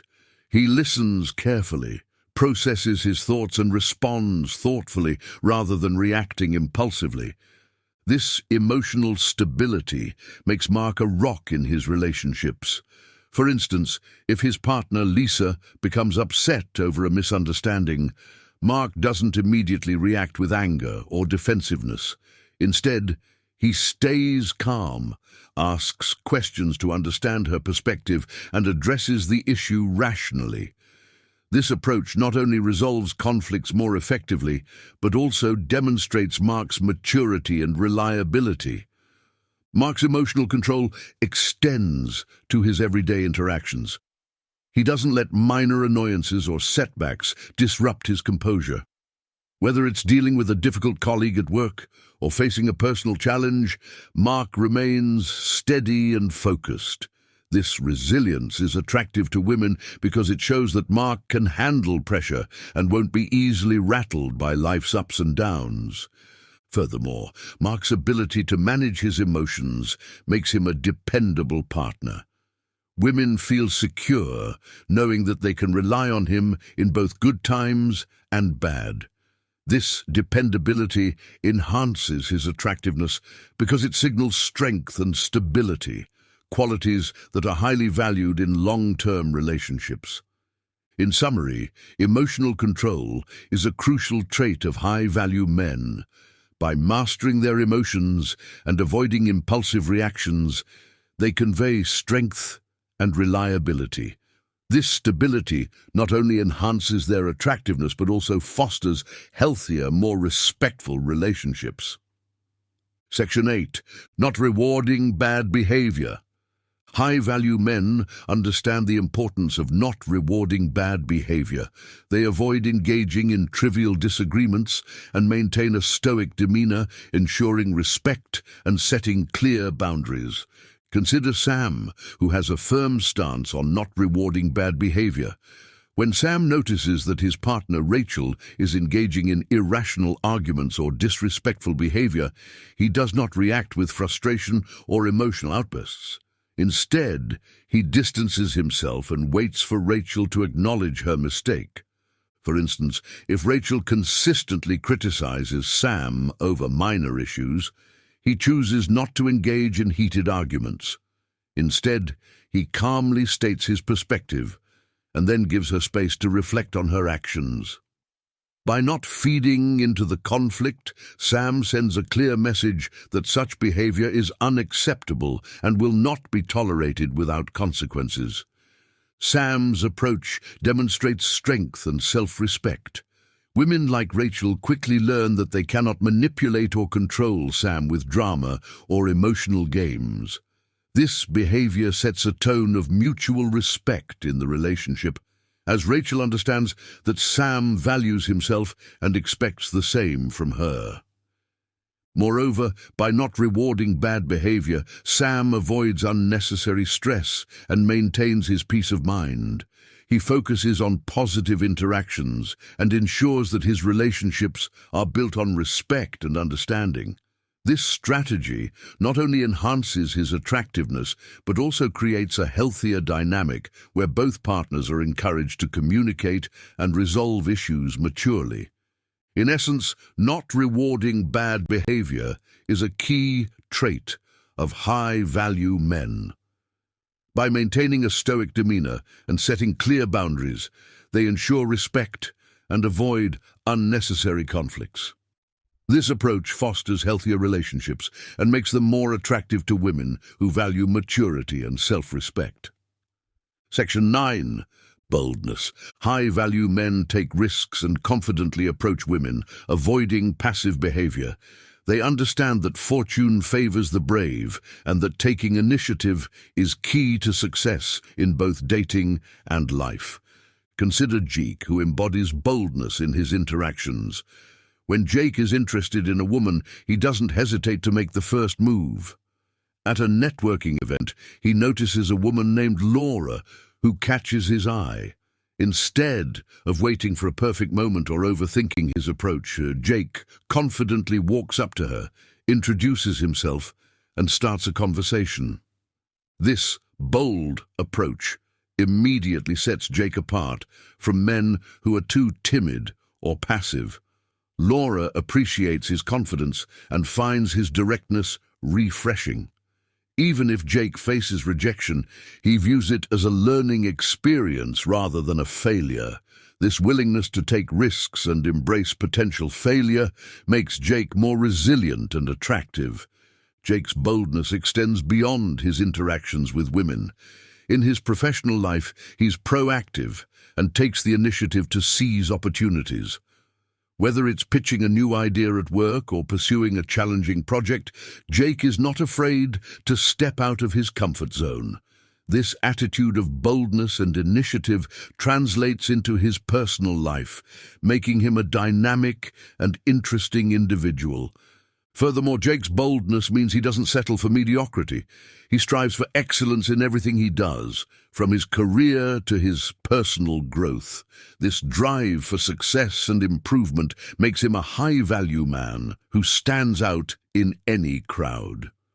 In summary, boldness is a defining trait of high-value men. By taking risks and confidently approaching women, they set themselves apart from passive individuals. This initiative and willingness to embrace challenges make them more attractive and successful in both their personal and professional lives. Section 10. Valuing time. High-value men prioritize their commitments and do not easily alter plans for women, making their time seem more valuable. They understand that time is a precious resource and manage it wisely to achieve their goals. Consider Tom, who has a busy and fulfilling life. Tom is dedicated to his career as a software developer and spends his evenings working on personal projects or engaging in hobbies like cycling and photography. When he meets a woman he likes, Tom makes it clear that his time is valuable. For example, when planning a date, Tom doesn't say, "I'm free anytime you are." Instead, he suggests a specific day and time that fits into his schedule, such as, "I'm available on Saturday evening. Would you like to join me for dinner then?" This approach signals that Tom has a life filled with meaningful activities and that he is not willing to drop everything at a moment's notice. Women find this attitude intriguing because it shows that Tom values his own time and expects others to do the same. It creates a sense of anticipation and makes his availability more precious. Additionally, by not being overly accommodating, Tom ensures that his interactions are more balanced and respectful. Moreover, Tom's focus on valuing time means he avoids wasting it on unproductive relationships or activities. He is selective about who he spends his time with and ensures that his relationships add value to his life. This selectiveness not only enhances his personal growth, but also makes him more attractive to women who appreciate a man with a clear sense of purpose and direction. In essence, valuing time is a crucial trait of high-value men. By managing their time wisely and prioritizing their commitments, they project a sense of self-worth and purpose. This attitude makes their time seem more valuable and ensures that their relationships are built on mutual respect and appreciation. Section 11. Personal boundaries. High-value men establish and maintain clear personal boundaries, demonstrating self-respect and demanding the same from others. They understand that setting boundaries is essential for healthy relationships and self-preservation. Consider Andrew, who is firm about his personal boundaries. Andrew knows what he values and what he will not tolerate in his relationships. When he starts dating someone new, he communicates these boundaries clearly and respectfully. For instance, he might say, "I value honesty and mutual respect in a relationship. I don't engage in relationships where there is dishonesty or manipulation."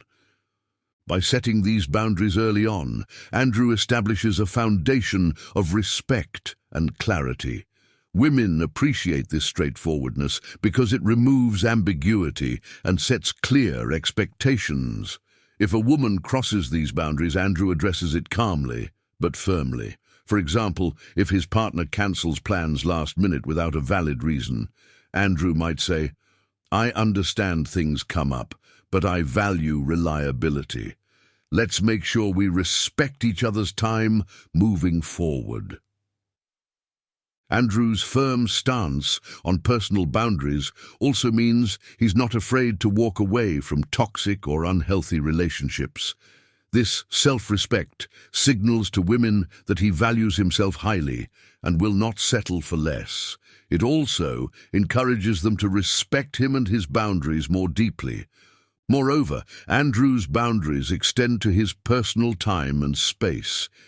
He ensures that he has time for his own interests, friends, and self-care. This balance is crucial for his well-being and personal growth, making him a well-rounded and attractive individual. In summary, establishing and maintaining personal boundaries is a key trait of high-value men. By demonstrating self-respect and clear expectations, they ensure healthier, more respectful relationships. This approach not only protects their well-being, but also makes them more attractive and desirable to women who value maturity and self-respect.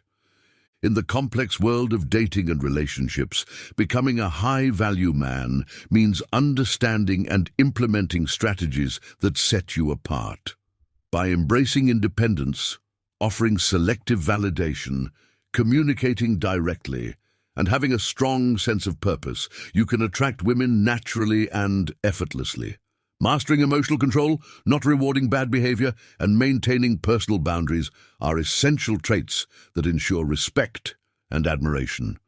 Remember, high-value men are bold, value their time, and have a fearless mindset that exudes confidence. These principles, rooted in Stoicism and emotional intelligence, not only enhance your attractiveness, but also contribute to a more fulfilling and balanced life. Implement these 11 key traits and watch as your interactions transform, leading to more meaningful and respectful relationships. Share your experiences and thoughts in the comments section below, and don't forget to subscribe to our channel. Stay tuned for more insights and strategies to help you thrive in all areas of your life. Until next time, continue to grow and embrace the journey of becoming the best version of yourself. Ever thought you truly understand women? Think you can decipher their desires, fears, and dreams? You might be surprised. Women are intricate, filled with nuances and contradictions. Are you ready to uncover some eye-opening truths that could transform your relationships, or are you bracing for a rude awakening? Number 1, women are not perfect. Just like men, women have flaws, make mistakes, and sometimes act irrationally. Embracing this reality is crucial for a healthy relationship. If you expect perfection, frustration is inevitable. Instead, cherish her imperfections. Love her wholly, mistakes and all. Remember, you're not perfect either. Relationships thrive on mutual acceptance and the ability to love despite flaws. For example, imagine your partner forgot your anniversary. Instead of reacting with anger, consider how you might have overlooked an important date in the past. Discuss it openly, acknowledging that everyone has moments of forgetfulness. By sharing your imperfections, you create a space where both of you can be vulnerable and authentic. In another scenario, she might make a decision you don't understand, like leaving a job she seemed to love. Instead of immediately criticizing, ask about her feelings and reasons. You might learn she felt unfulfilled and needed a change. Supporting her through this shows that you respect her choices and understand that everyone's journey includes twists and turns. Cherishing imperfections means laughing at the quirks that make her unique, like her inability to cook anything without burning it, or her habit of singing off-key in the shower. These are the traits that make her who she is, and by loving her wholly, you build a foundation of genuine acceptance and deep, lasting love. Number 2, they need emotional support. 2. Men aren't the only ones who need emotional support. Women face their own battles and need a partner who offers understanding and encouragement. Be there for her during tough times, listen without judgment, and show her that she can rely on you. This mutual support will forge a strong bond built on trust and respect. For instance, if she comes home upset about a conflict at work, resist the urge to offer immediate solutions. Instead, listen attentively and validate her feelings by saying, "That sounds really tough. I'm here for you." Share in her emotional experience rather than trying to fix it. This demonstrates your empathy and strengthens your connection. Consider a time when she's anxious about a big presentation. Offer to help her practice or simply reassure her of her capabilities. These gestures show that you're attentive to her emotional needs and committed to her well-being. Being a rock in challenging times builds a resilient and supportive partnership. Number 3. Women value independence. Women cherish their independence and appreciate partners who respect their need for personal space. Encourage her to pursue her passions, support her career, and avoid being overly possessive. A healthy relationship thrives when both individuals grow and explore their paths while supporting each other. For example, if she loves painting, encourage her to take that art class she's been eyeing. Or if her career requires frequent travel, express your support rather than frustration. This respect for her independence allows her to flourish and feel valued as an individual, not just as a partner. One couple I know has a tradition of solo weekends, where each partner takes time to pursue their interests independently. This practice not only rejuvenates their personal passions but also brings fresh energy and stories into their relationship, enhancing their bond. Number 4, they are not your property. Women are not possessions. They have their own thoughts, feelings, and desires. Treating her as your property is a grave mistake. A relationship should be built on mutual respect and trust, allowing both partners the freedom to be themselves. True love liberates, it doesn't confine. Imagine you're at a party and she's engaged in a deep conversation with a friend. Instead of feeling possessive or interrupting, give her space and trust.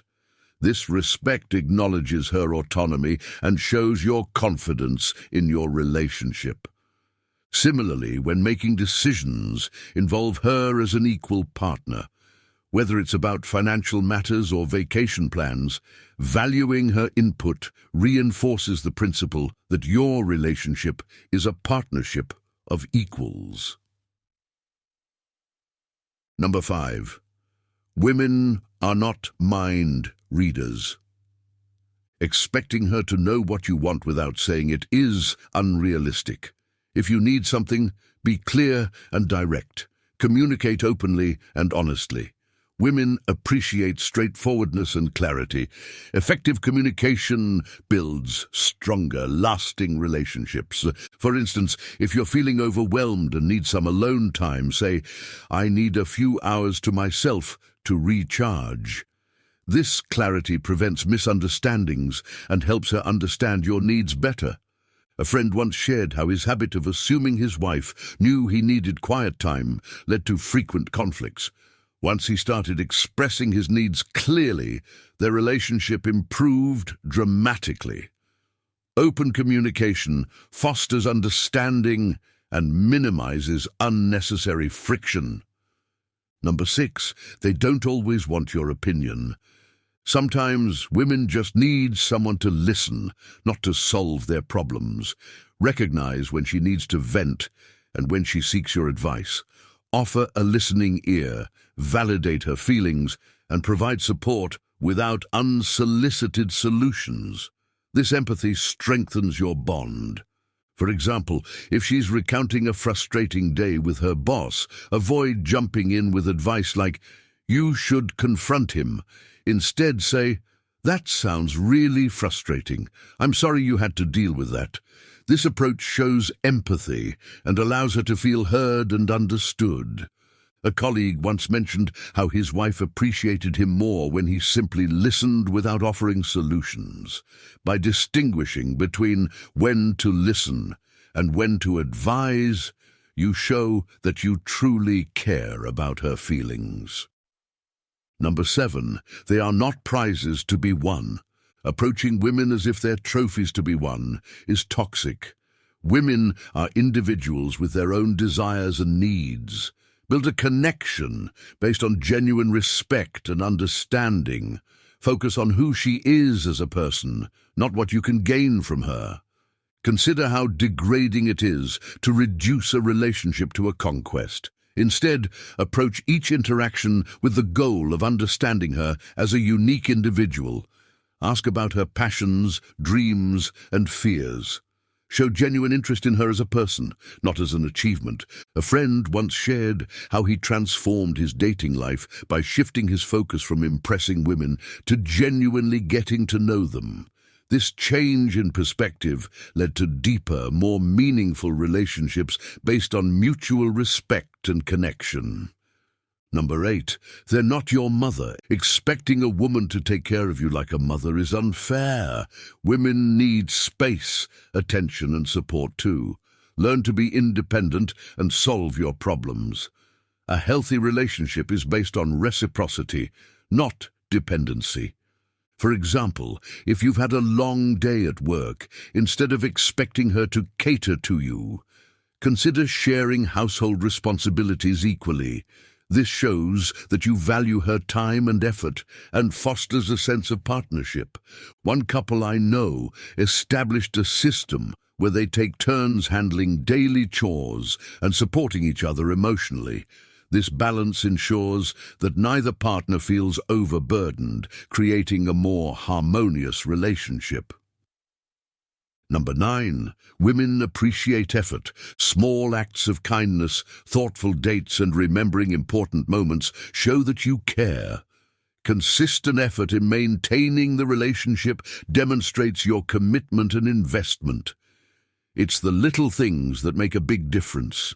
For instance, leaving a sweet note in her bag before she heads to work or planning a surprise date night can go a long way in showing your appreciation. These gestures communicate love and thoughtfulness, reinforcing the bond between you. A friend shared how his habit of surprising his wife with her favorite treats after a tough day significantly strengthened their relationship. These small, consistent efforts show that you're paying attention and genuinely care about her happiness. Number 10, they are not therapists. While women can provide support, they are not your therapists. If you're struggling with personal issues, seek professional help. Don't burden your partner with the responsibility of your emotional well-being. Your happiness is your responsibility. For example, if you're dealing with deep-seated issues like depression or anxiety, seeking help from a therapist rather than relying solely on your partner is crucial. This approach not only helps you address your problems more effectively, but also prevents overwhelming her with the burden of your emotional struggles. A colleague once mentioned how seeing a therapist improved both his mental health and his relationship. By taking responsibility for his emotional well-being, he was able to be a better, more supportive partner. Number 11, communication styles may differ. Men and women often communicate differently. Men may focus on solutions, while women value emotional expression. Adapt to these differences to improve your communication. Practice active listening and empathy to foster better understanding. For example, if she's sharing her feelings about a stressful event rather than jumping in with solutions, try to empathize with her emotions. Say things like, "I can see how that would be really hard for you." This shows that you're not only hearing her words, but also understanding her feelings.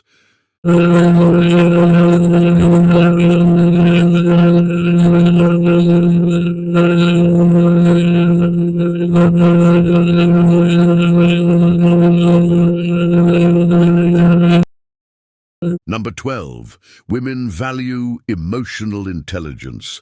Emotional intelligence is crucial in connecting with women. Understand and manage your emotions, show empathy, and handle relationships wisely. This depth of connection fosters a more meaningful and lasting relationship. For instance, if you're feeling frustrated about something unrelated, recognize this emotion and communicate it constructively rather than lashing out.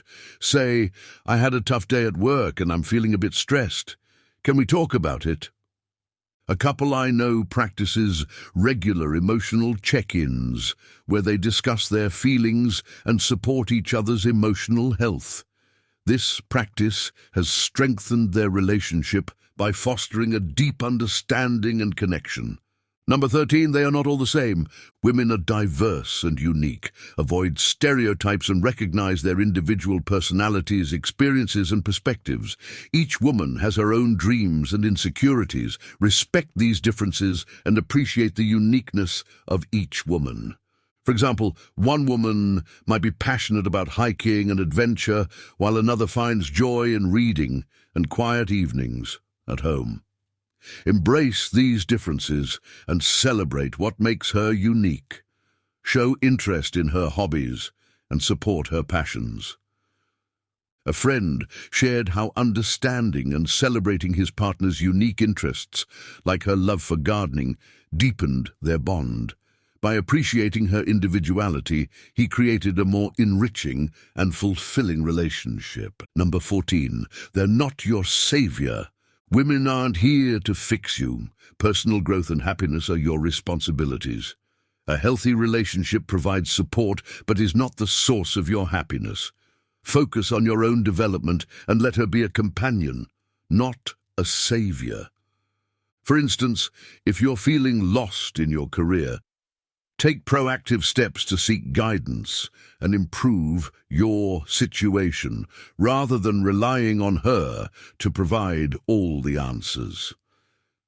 This approach demonstrates self-reliance and maturity. One man I know began focusing on his personal growth through hobbies and career development.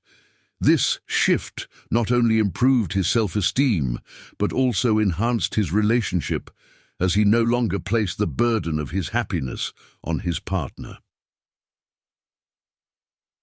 Number 15, they value mutual respect.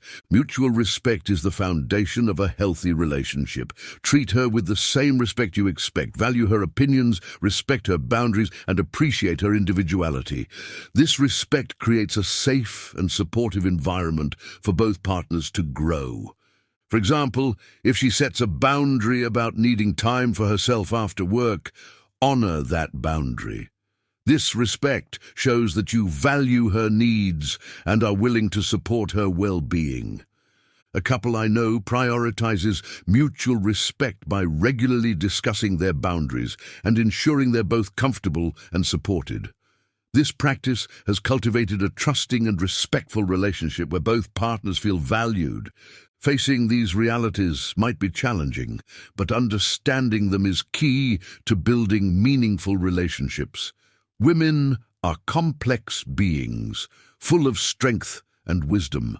Recognizing and respecting these truths will help you forge connections built on trust, love, and respect. Embrace imperfections, offer emotional support, and respect independence.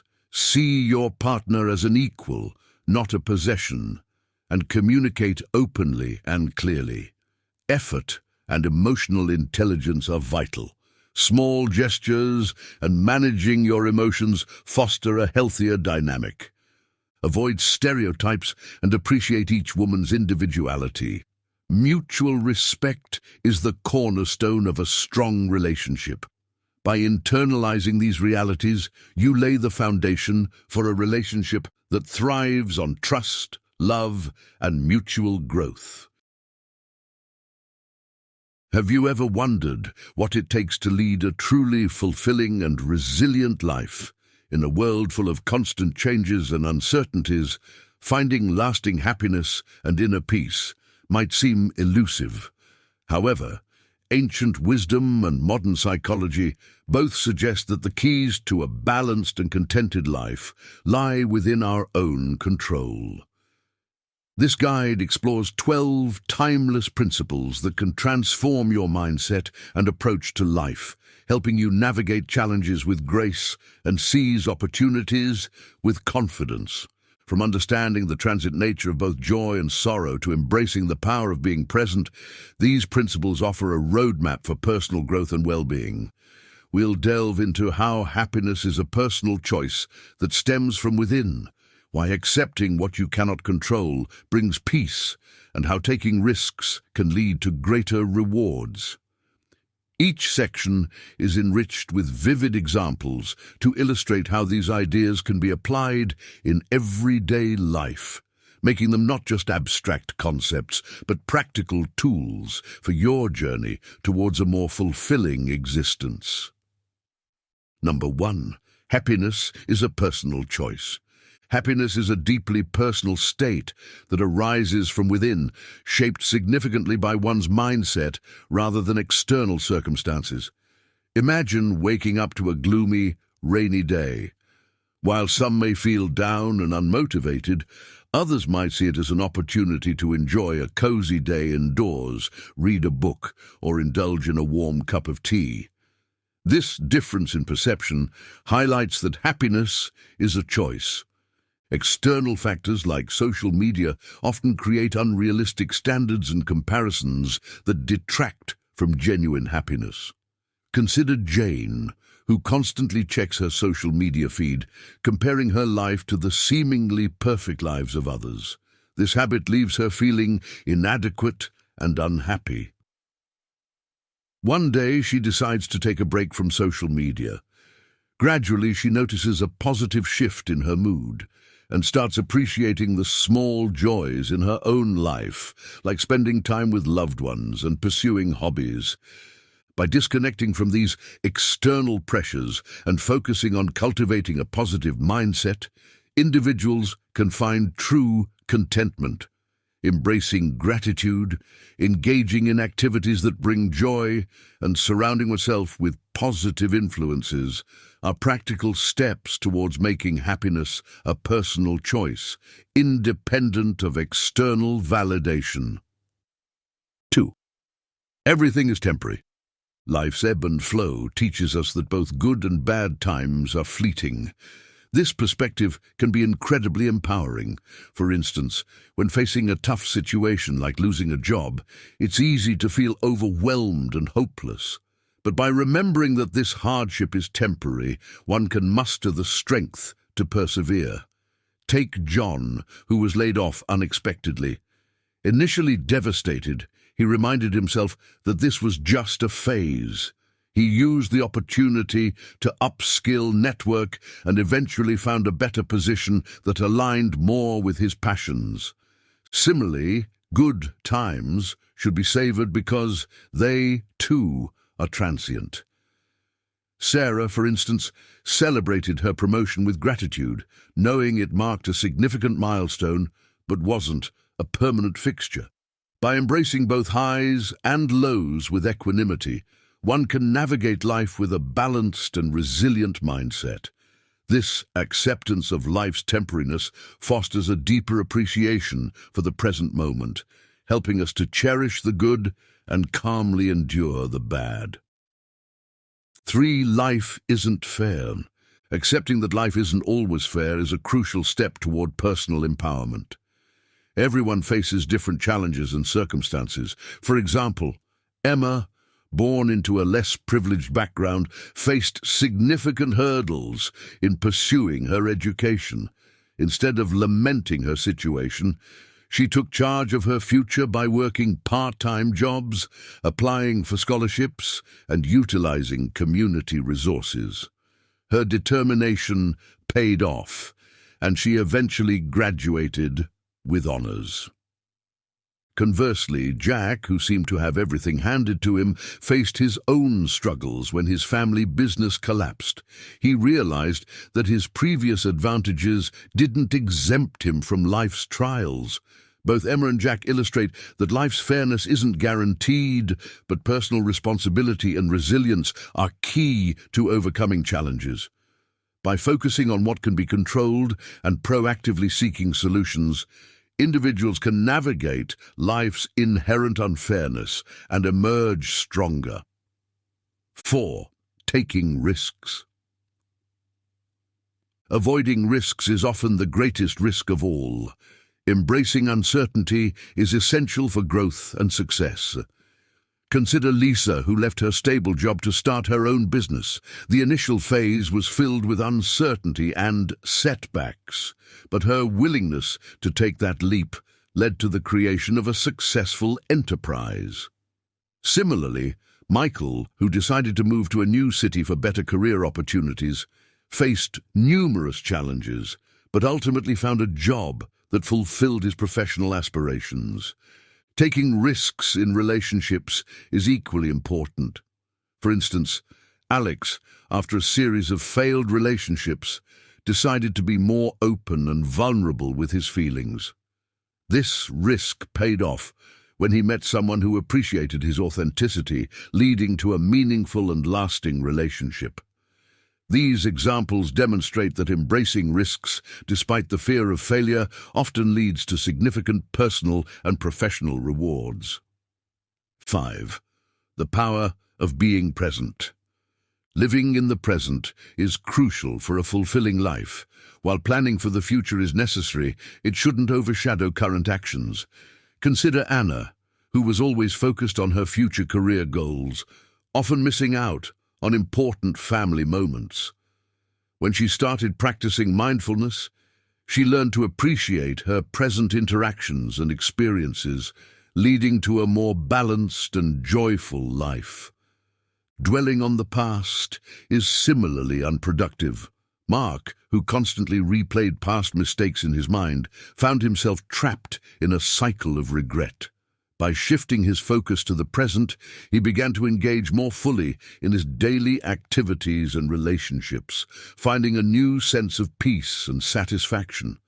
Embracing the present moment allows for more meaningful connections and experiences, enhancing overall well-being and happiness. 6. The trap of overthinking. Overthinking can lead to unnecessary stress and paralysis. Take Maria, who spent hours agonizing over every decision, big or small. This habit left her exhausted and anxious.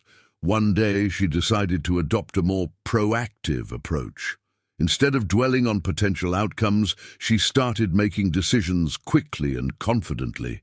This shift not only reduced her stress, but also increased her productivity and satisfaction. Similarly, Tom, who often second-guessed his abilities at work, found himself stuck in a cycle of self-doubt. By taking action, even in small steps, he began to build confidence and competence, breaking free from the trap of overthinking. Taking action, even imperfectly, is often the best way to overcome the paralysis of analysis. It leads to learning, growth, and ultimately, a more fulfilling life. 7. Follow your passion and choose your career wisely. Pursuing a career that aligns with personal interests leads to greater satisfaction and efficiency. Consider David, who worked in a corporate job that he found unfulfilling. Realizing his passion for photography, he started taking classes and building a portfolio. Eventually, he transitioned into a career as a professional photographer, finding much greater fulfillment and success. Investing time in developing relevant skills is essential. Emily, who loved writing, dedicated herself to improving her craft through workshops and practice. Her efforts paid off when she became a published author, turning her passion into a rewarding career. By following one's passion and choosing a career wisely, individuals can experience greater job satisfaction, personal fulfillment, and professional success. 8. Your mind is your greatest ally and adversary. Mindset determines success. Cultivating a positive and growth-oriented inner dialogue is crucial. Take Jane, who often doubted her abilities. By practicing positive affirmations and focusing on her strengths, she began to see improvements in her performance and confidence. Her mindset shift transformed her from her own worst critic to her greatest supporter. Similarly, recognizing and addressing negative self-talk can lead to better outcomes. Mike, who frequently told himself he wasn't good enough, started challenging these thoughts and reframing them positively. This change in mindset led to increased self-esteem and success in his personal and professional life. Being self-aware and nurturing a supportive mindset can significantly enhance life outcomes and personal growth. 9. Accept what you cannot control. One of the core principles of Stoicism is understanding and accepting the difference between what you can control and what you cannot. For example, Susan faced a major health diagnosis that she couldn't change. Instead of dwelling on her lack of control over the illness, she focused on her response to it. She adopted a healthier lifestyle, followed her treatment plan diligently, and maintained a positive outlook. Trying to change things beyond your control leads to frustration and wasted effort. Instead, focus on your actions, thoughts, and responses. This acceptance brings peace and reduces unnecessary stress. By concentrating on what you can control, like your attitude and efforts, you can navigate life's challenges more effectively and maintain a sense of inner calm. 10. Practice. Gratitude. Cultivating gratitude can significantly enhance your perspective on life. By regularly acknowledging and appreciating what you have, you can shift your focus away from what you lack. For instance, Daniel started a daily gratitude journal, listing 3 things he was thankful for each day. This simple practice shifted his mindset from scarcity to abundance, improving his overall mental well-being. Gratitude fosters contentment and encourages a positive outlook on life. Emily, who often felt overwhelmed by her responsibilities, began expressing gratitude for the support of her family and friends. This shift helped her feel more supported and less stressed. Practicing gratitude can improve mental well-being, foster contentment, and encourage a positive outlook on life, making it a powerful tool for personal growth. 11. Embrace adversity as growth. Challenges and setbacks are inevitable, but they also present opportunities for growth and self-improvement. For example, after failing to secure a promotion, Kevin used the experience as motivation to improve his skills and performance. This adversity pushed him to become more competent and eventually led to a more significant career advancement. Embrace adversity as a chance to develop resilience, learn new skills, and become a stronger individual. Lisa, who faced financial difficulties, learned to budget effectively and find creative solutions to her problems. Each obstacle is a stepping stone toward becoming a more capable and wise person. By viewing challenges as opportunities for growth, one can develop the resilience and strength needed to navigate life's complexities. 12. Maintain a healthy body and mind. Physical health and mental well-being are closely linked. Regular exercise, a balanced diet, and sufficient sleep contribute to overall well-being. For instance, Mark, who struggled with stress, started jogging regularly and noticed significant improvements in his mood and energy levels. Additionally, practices such as meditation, mindfulness, and regular self-reflection can help maintain mental clarity and emotional stability. Sarah, who dealt with anxiety, found relief through daily meditation and mindfulness practices. Taking care of your body and mind is essential for leading a balanced and fulfilling life. By prioritizing health, individuals can enhance their quality of life and achieve a harmonious balance between physical and mental well-being. In conclusion, as we conclude this exploration of 12 foundational principles for a fulfilling and resilient life, it's essential to recognize that true transformation begins with small, consistent changes in mindset and behavior. These principles, rooted in ancient wisdom and supported by modern psychology, offer practical guidance for navigating life's complexities with grace and purpose. Remember that happiness is a personal choice that comes from within, independent of external circumstances. Embrace the temporary nature of all experiences, savoring the good moments and facing challenges with composure. Accepting life's inherent unfairness empowers you to take responsibility and find proactive solutions to your problems. Your risks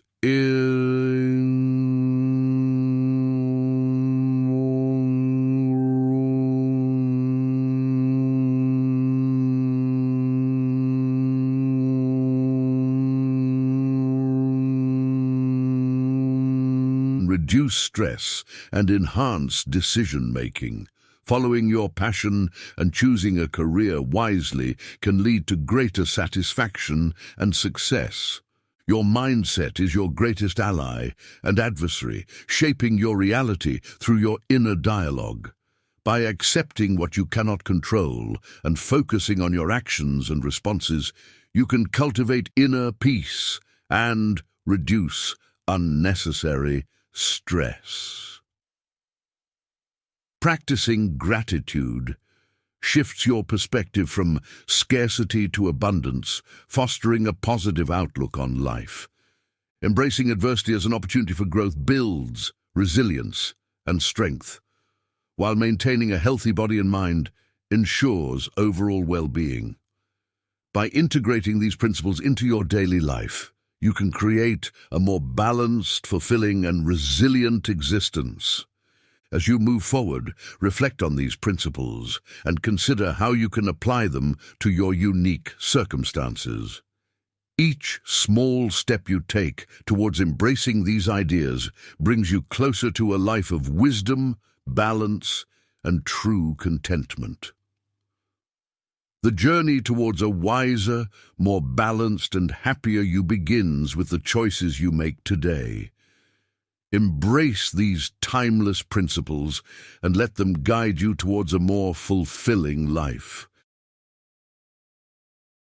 Here are 10 powerful ways to pull yourself out of depression and start feeling alive again, backed by real examples and practical advice you can use right now.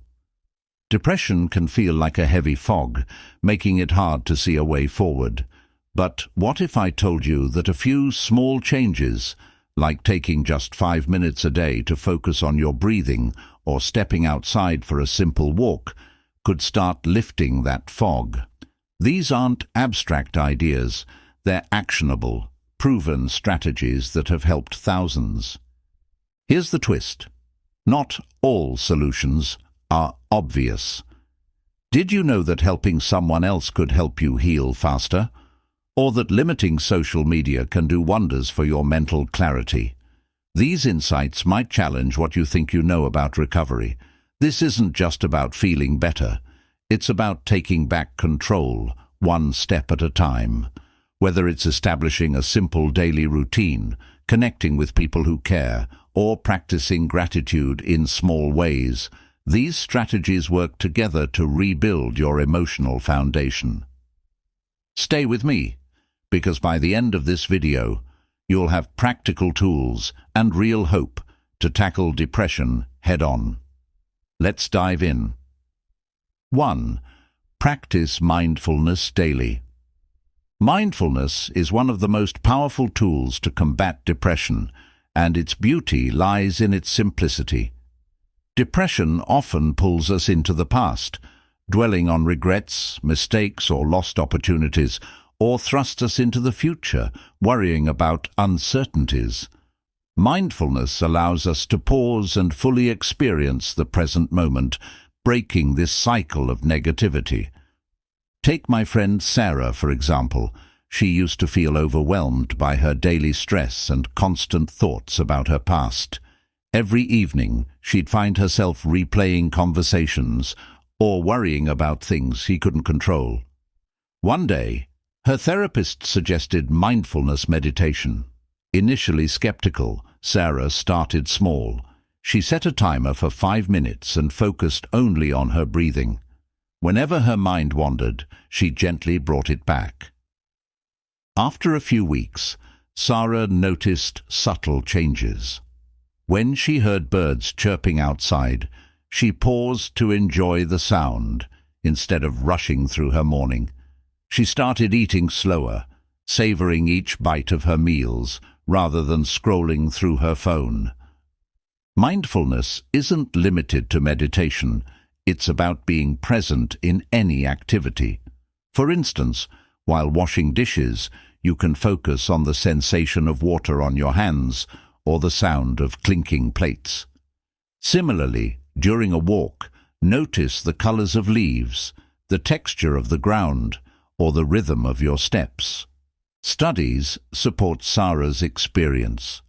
Harvard research shows that mindfulness can significantly reduce symptoms of depression by rewiring the brain's neural pathways. You don't need to be perfect at it. The key is consistency. Even if you start with a single mindful breath, you're building a foundation to reclaim your mental peace. As Sarah often says now, mindfulness saved my mind, one moment at a time. 2. Prioritize physical activity. Physical activity is often referred to as a natural antidepressant, and for good reason. Exercise releases endorphins, which are chemicals in the brain that act as natural mood elevators.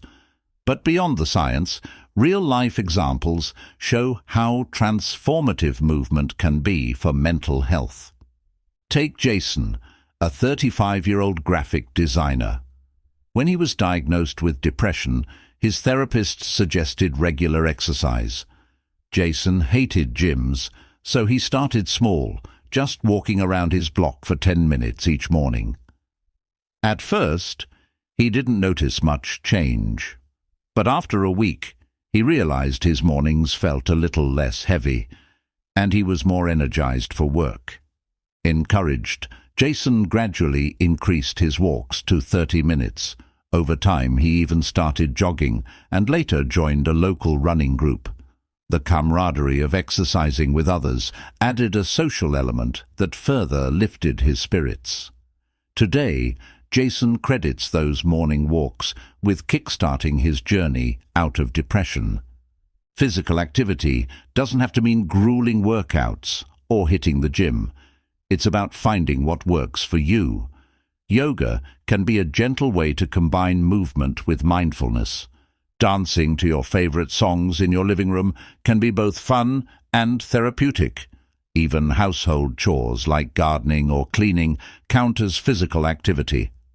Scientific studies show that as little as 20 minutes of exercise 3 times a week can significantly reduce depressive symptoms. If motivation is an issue, consider pairing the activity with something enjoyable. For example, walk in a park while listening to an audiobook or podcast you love. The key is to start small and be consistent. Just like Jason, you might find that those initial steps, literally and figuratively, are the start of a powerful journey toward reclaiming your joy and energy. 3. Connect with trusted people. Depression often convinces us that we're alone, but reaching out to trusted people can be a lifeline. Talking about your struggles, even briefly, can make you feel less isolated and create space for support and understanding. Consider Maria, a single mother who struggled with depression after losing her job. She felt ashamed and withdrew from her friends and family, thinking they wouldn't understand. One evening, overwhelmed by her thoughts, she called her best friend, Anna. Although Maria was hesitant to share everything, she simply said, "I'm not okay." To Maria's surprise, Anna didn't judge or offer unsolicited advice. She listened. That conversation became a turning point. Anna encouraged Maria to meet up weekly, even if just for coffee or a walk.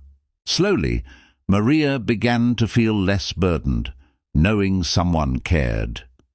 Sometimes it's not about solving problems, but having someone hold space for your emotions. Reaching out doesn't have to be a grand gesture. A simple message like, "Can we talk? I'm having a tough time," can open doors to meaningful connections. If you don't feel comfortable talking to friends or family, consider joining support groups or connecting with a therapist. For example, John, a software engineer battling depression, found solace in an online community where members shared their struggles anonymously. Knowing he wasn't alone gave him hope and strength. Research confirms the healing power of human connection. According to studies, social support significantly reduces depressive symptoms and increases resilience. Even small interactions, a smile, a kind word, or a shared moment, can make a difference. Remember, you're not a burden. The people who care about you want to help, just as you would for them. Take the first step, like Maria did, and you might find that opening up creates the light you've been seeking in the darkness. 4. Establish a routine. Depression can disrupt daily life, making even the simplest tasks feel overwhelming. Establishing a routine provides structure and stability, giving you a sense of purpose and control when everything feels chaotic. For example, David, a college student, found himself spiraling into depression after failing a semester. His days blurred together. He'd sleep until noon, skip meals, and spend hours scrolling on his phone. His therapist suggested building a simple daily routine to regain a sense of normalcy. David started small. He committed to waking up at 7:30 a.m. each day and making his bed. These small wins gave him a sense of accomplishment.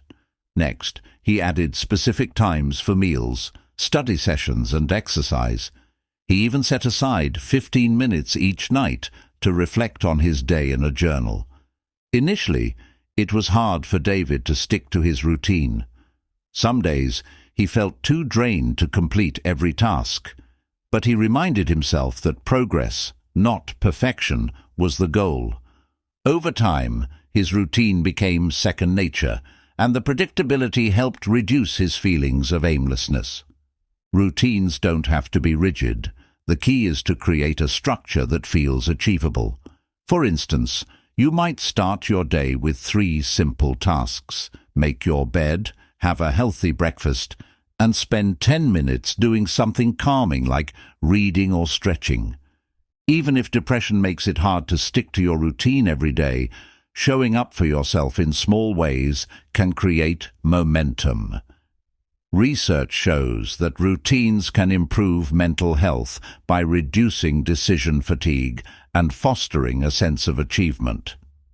David often says now, "Building a routine gave me back my days and eventually my life." By starting small and being kind to yourself, you too can create a roadmap out of depression. 5. Nourish your body. What you eat directly impacts how you feel. Depression can make it tempting to reach for sugary snacks, processed foods, or skip meals altogether. But nourishing your body with the right foods can uplift your mood and provide the energy you need to combat depressive symptoms. Emma, a marketing executive, learned this firsthand. She used to rely on fast food and caffeine during her long workdays, especially when she felt low. Her meals were quick fixes: burgers, chips, and endless cups of coffee. Over time, she noticed her energy levels crashing and her mood worsening. After consulting a nutritionist, Emma made small, manageable changes to her diet. She started incorporating omega-3 rich foods like salmon and walnuts, which are proven to support brain health. She swapped sugary snacks for fresh fruits like blueberries, known for their antioxidant properties. She also added leafy greens like spinach to her meals, boosting her intake of folate, a nutrient linked to improved mood. Within a few weeks, Emma felt the difference. Her energy was more consistent throughout the day, and her depressive episodes felt less overwhelming. She wasn't perfect. There were still days when she indulged in comfort food. But her overall habits shifted toward balance and nourishment.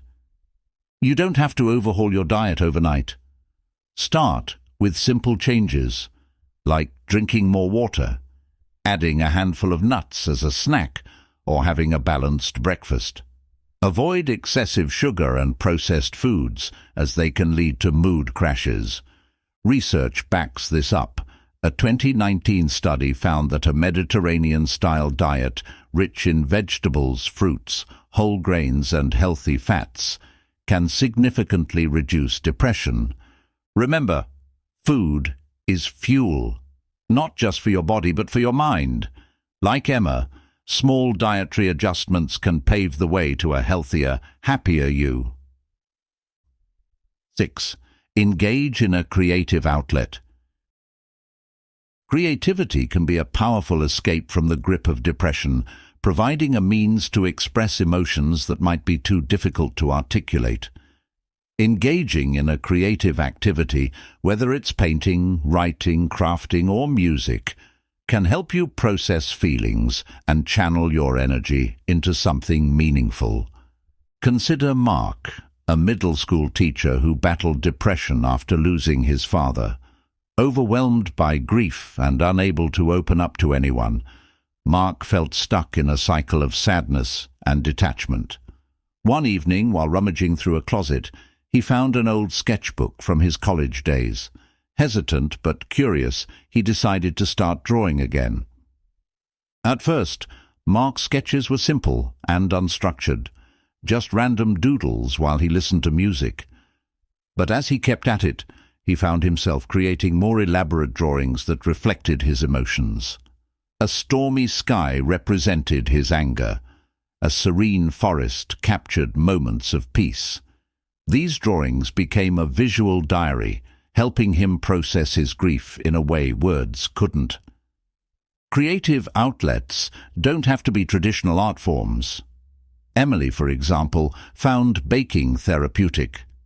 The process of measuring ingredients, kneading dough, and watching her creations come to life gave her a sense of control and accomplishment during a particularly challenging time. Science supports this approach. Studies show that creative activities reduce stress and increase dopamine levels, which play a role in mood regulation. You don't have to be an artist or a chef. Creativity is personal and doesn't require perfection. Start with something simple. Write a poem, knit a scarf, or even color in a coloring book. Like Mark, you may find that expressing yourself creatively not only relieves depressive symptoms, but also reignites a sense of purpose and joy. 7. Practice gratitude. Depression often clouds our perspective, making it hard to see the positives in life. Practicing gratitude can help shift your focus from what's wrong to what's right, even in small ways.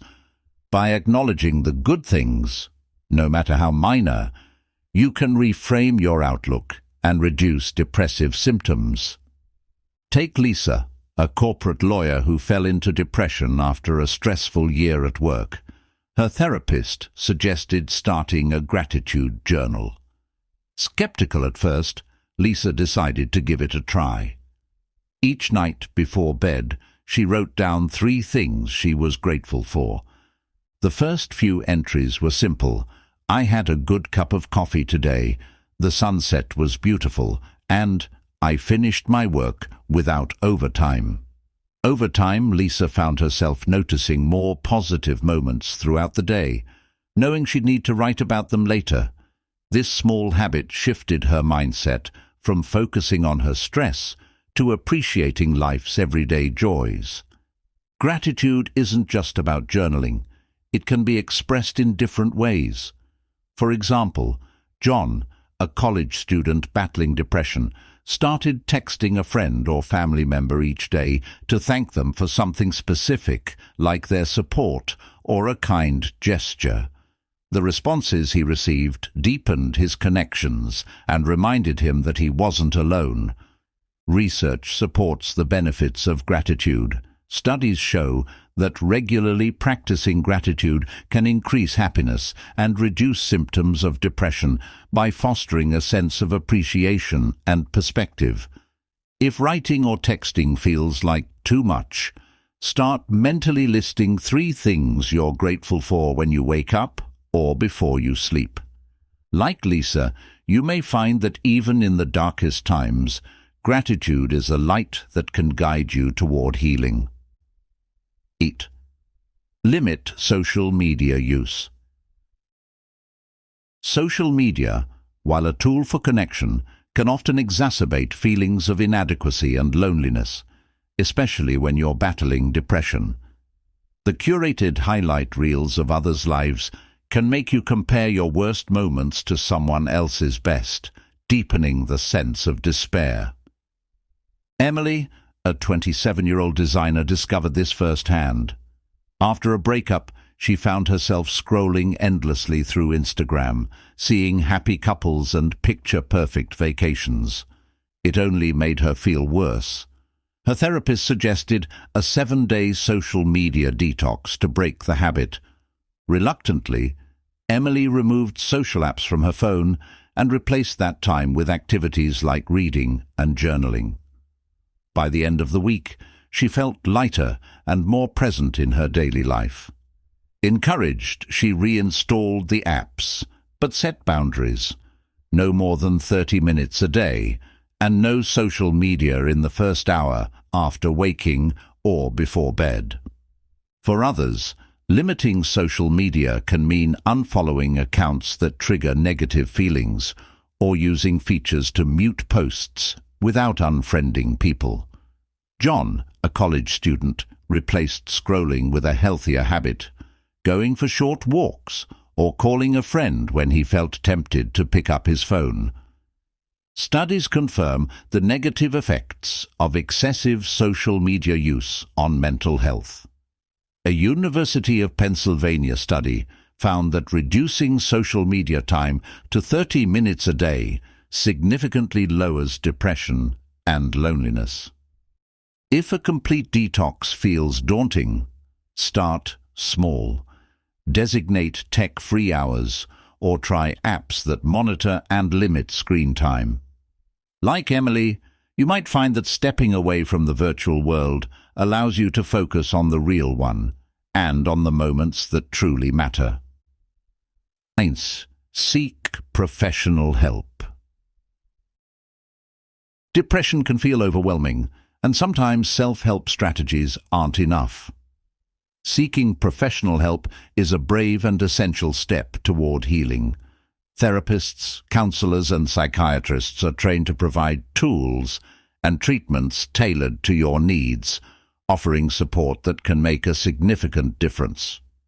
Consider Alex, a 42-year-old accountant who struggled with severe depression after losing his job. He initially resisted therapy, believing he should tough it out on his own, but as his symptoms worsened, loss of appetite, insomnia, and constant fatigue, his wife encouraged him to see a therapist. Alex began weekly sessions with a cognitive behavioral therapist who helped him identify and challenge his negative thought patterns. Through therapy, Alex realized that his self-worth wasn't tied to his career, and he developed healthier coping mechanisms. His therapist also suggested he consult a psychiatrist who prescribed medication to help stabilize his mood while he worked through his challenges. Professional help isn't one size fits all. For some, therapy alone may suffice. For others, a combination of therapy and medication might be necessary. There are also different types of therapy, such as cognitive behavioral therapy, CBT, interpersonal therapy, IPT, or mindfulness-based cognitive therapy, MBCT, each designed to address specific aspects of depression. If cost is a concern, consider community clinics, sliding scale fees, or teletherapy options, which often cost less. Hotlines and support groups can also be valuable resources when immediate help is needed. Remember, seeking help is not a sign of weakness. It's an act of courage and self-care. Just as you'd visit a doctor for a broken bone, reaching out for mental health support is taking the first step toward recovery. Like Alex, you might find that professional guidance becomes a turning point in reclaiming your life. 10. Volunteer or help others. One of the most surprising ways to alleviate depression is to focus on helping others. Shifting attention outward creates a sense of purpose, builds connections, and often brings unexpected joy. Take Priya, a 29-year-old teacher who fell into depression after a painful breakup. She felt stuck in a cycle of self-pity and loneliness. At the suggestion of a friend, Priya began volunteering at a local animal shelter. Initially, it was just a way to fill her weekends, but as she spent time caring for abandoned animals, she noticed a change in herself.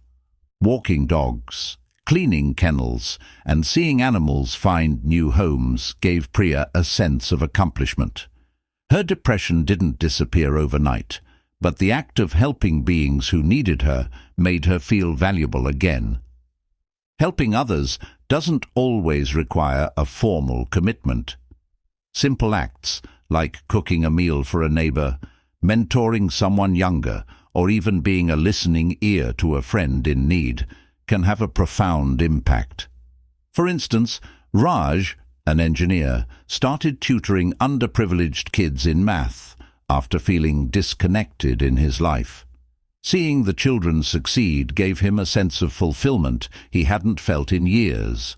Research backs up these experiences. Studies show that acts of kindness and volunteering not only boost the well-being of the recipient, but also enhance the giver's mental health by activating the brain's reward systems. If you're unsure where to start, think about causes that resonate with you. Love animals? Volunteer at a shelter? Enjoy gardening? Join a community project? Even online opportunities like mentoring or supporting a charity can make a difference. As Priya often reflects, when I started helping others, I unknowingly helped myself. It reminded me that even in my darkness, I could be a light for someone else.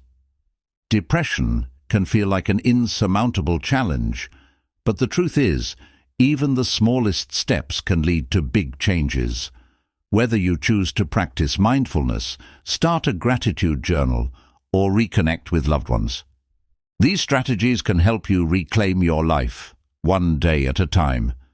If you found these 10 powerful ways helpful, don't keep them to yourself. Share this video with someone who might need it. And if you haven't already, hit the like button to let us know this content resonated with you. Don't forget to subscribe for more actionable advice to improve your life and boost your mental well-being. I'd love to hear your thoughts and takeaways. What resonated with you the most? Have you tried any of these strategies, or do you have others to share? Drop your comments below and let's start a conversation. Remember, you're not alone in this. You have the strength to overcome, and every step forward matters. See you in the next video. 10 subtle ways your best friend is jealous of you and how to deal with this problem.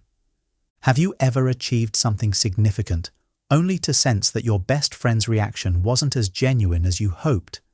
Perhaps their smile didn't quite reach their eyes, or their congratulations felt forced.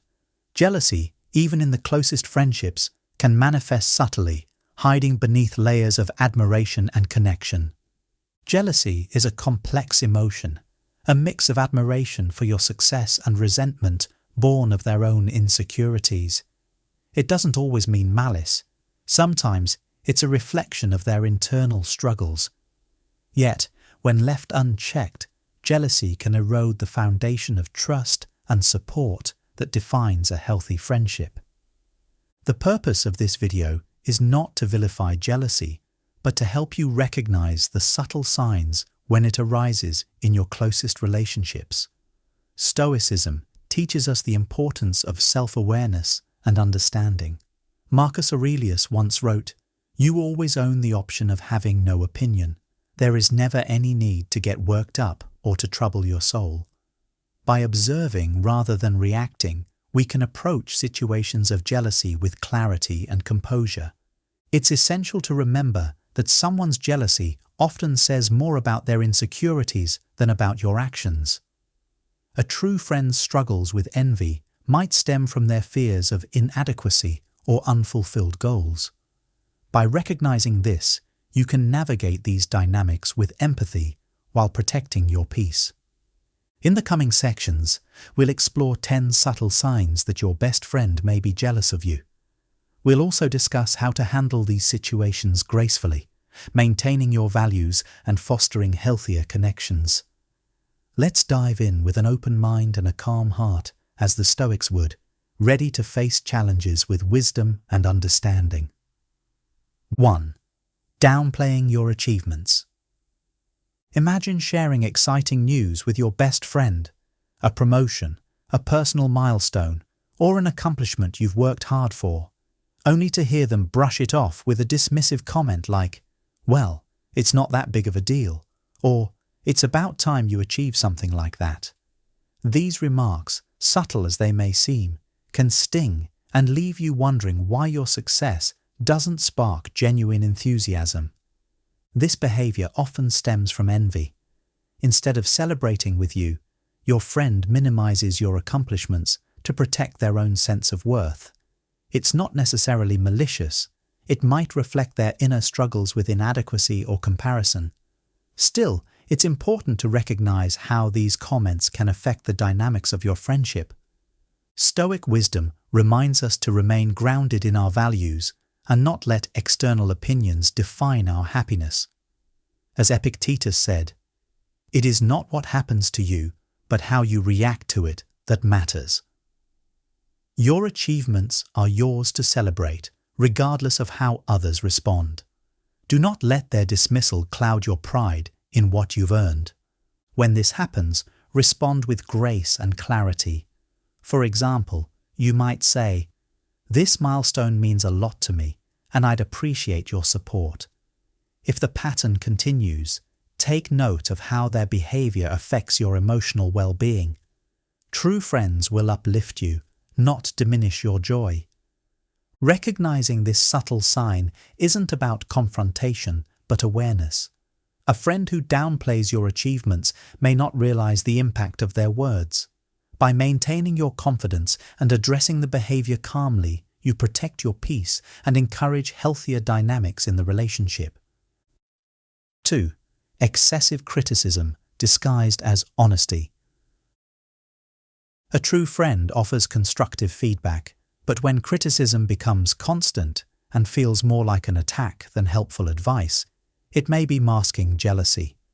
This honesty often comes unsolicited and focuses on nitpicking your choices or undermining your confidence.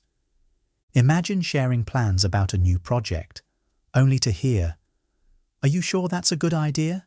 It sounds risky," or "I wouldn't do it that way, but it's your call."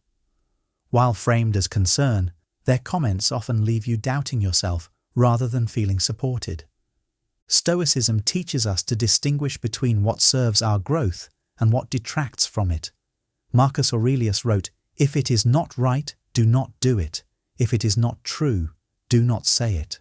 When criticism from a friend feels more like veiled judgment than encouragement, it's worth evaluating their intentions. Responding with calm and confidence is key. Acknowledge their input without internalizing it. "I hear what you're saying, but I feel good about this decision."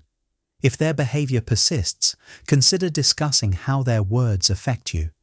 "I value your perspective, but sometimes your feedback feels more critical than supportive." A genuine friend aims to build you up, not wear you down.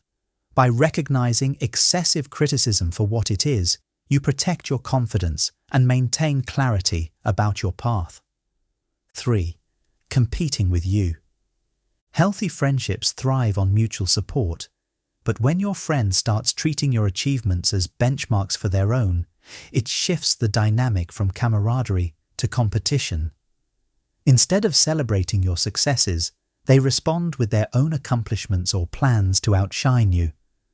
Imagine telling your friend you've started running 5Ks, only for them to announce their intention to run a marathon. immediately turning the conversation into a comparison. Or perhaps you share news of a promotion and they respond with, "Well, I'm planning to apply for an even better position soon." This competitive behavior often stems from insecurity. Stoicism reminds us not to measure our worth by external achievements. As Epictetus said, "Seek not the good in external things, seek it in yourselves." True contentment comes from self-mastery, not from outdoing others. Addressing this dynamic requires tact. Focus on redirecting the conversation to mutual celebration. "That's great.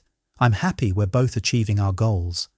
If the competition feels relentless, you may need to set boundaries or limit discussions that trigger this behavior.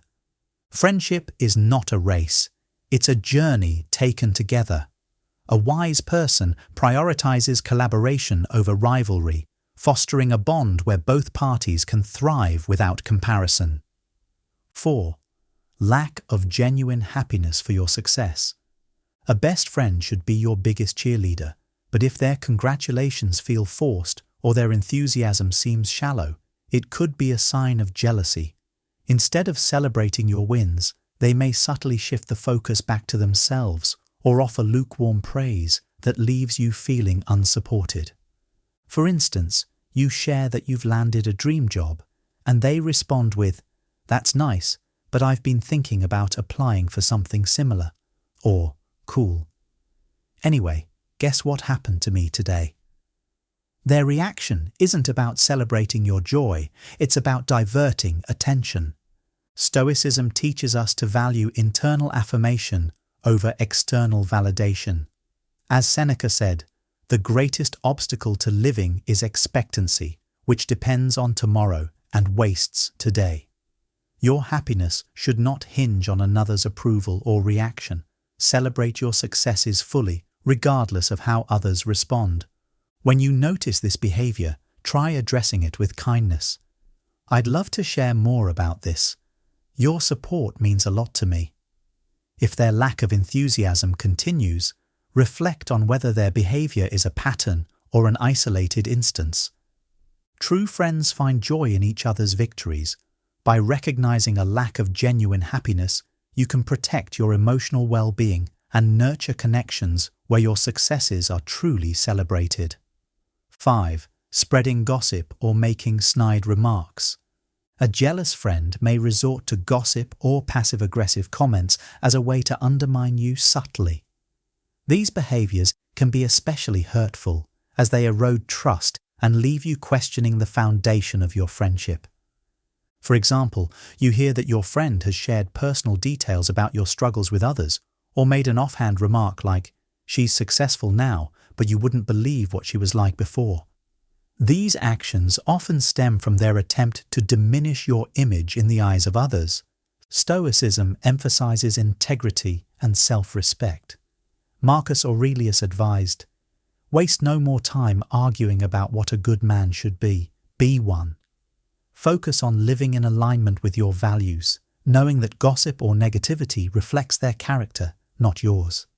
When faced with gossip or snide remarks, address the issue calmly and directly. "I heard you shared something personal about me. Is that true? It hurt to hear that." This approach shifts the focus from blame to accountability. If they deny or justify their actions, it may signal a deeper issue in the relationship.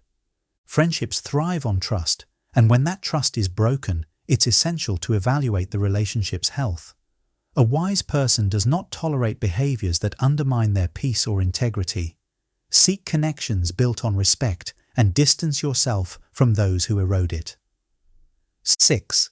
Avoiding you during your high points. True friends are there to share in your joy, but a jealous friend might withdraw when you're thriving. Instead of celebrating your successes with you, they distance themselves, leaving you feeling unsupported during your most significant moments. Picture this. You achieve a personal milestone, like graduating, getting a promotion, or completing a major project. Instead of showing up for your celebration or offering heartfelt congratulations, your friend suddenly becomes too busy, or keeps their interactions with you minimal. Their absence isn't coincidental. It's a reflection of their discomfort with your success. Stoicism teaches us to focus on our own actions and accept that others' behavior is beyond our control. Marcus Aurelius reminds us, "Do not waste the remaining part of your life in thoughts about others when you do not refer to some purpose of common utility." If a friend avoids you during your high points, it's a reflection of their inner struggles, not a judgment of your worth.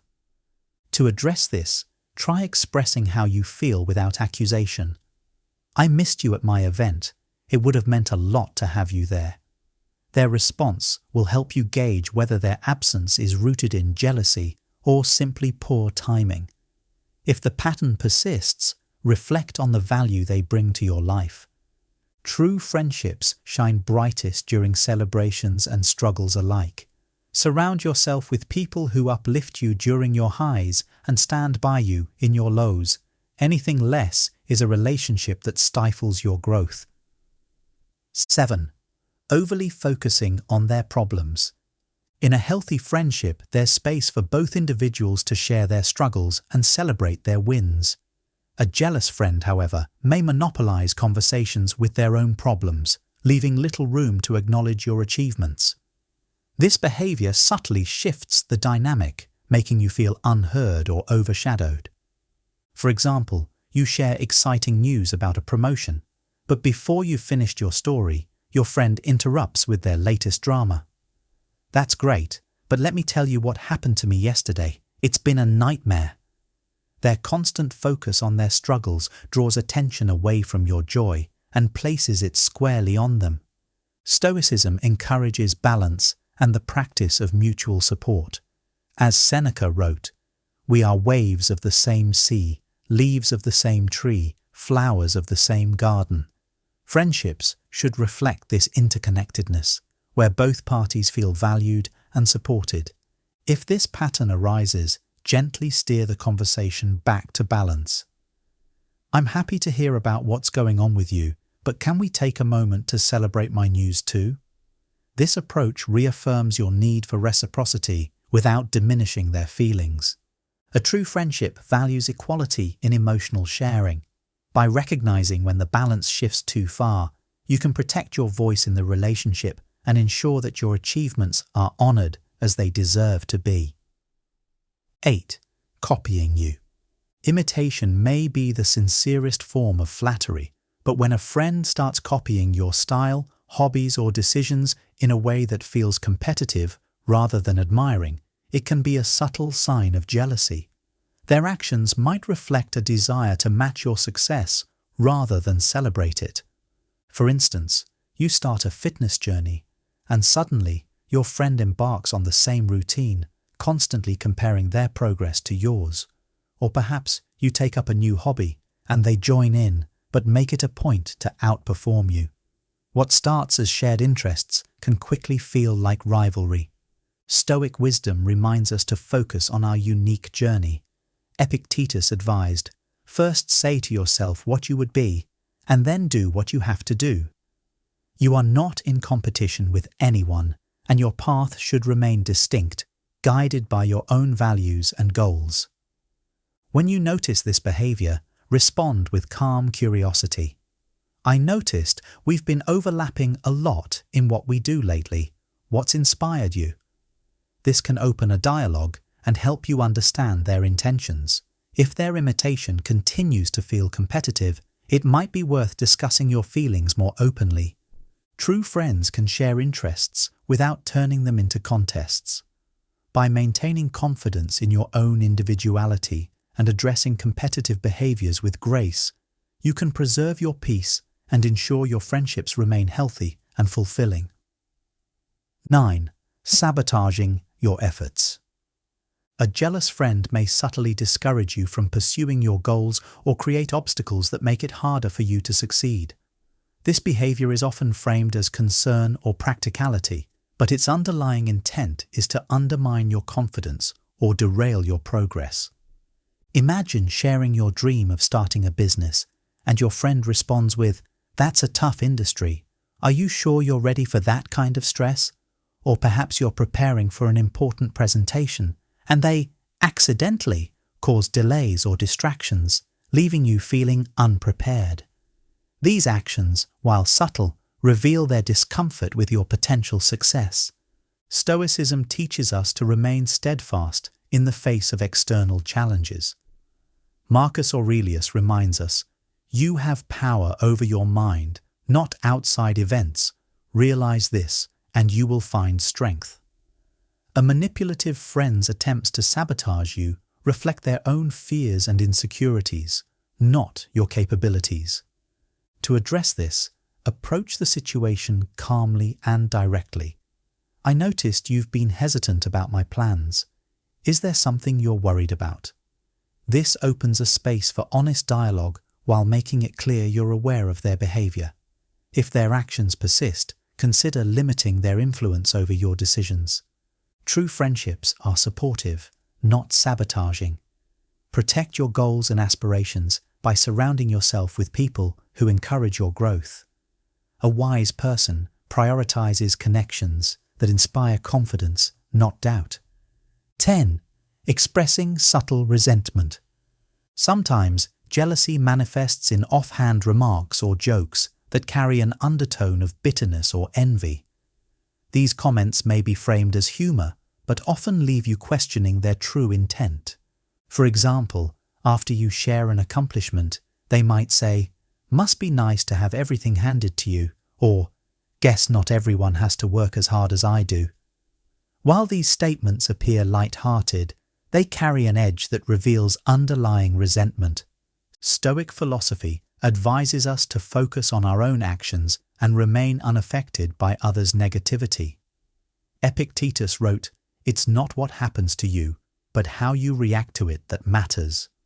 Recognize these remarks for what they are, a reflection of their internal struggle, not your worth or efforts.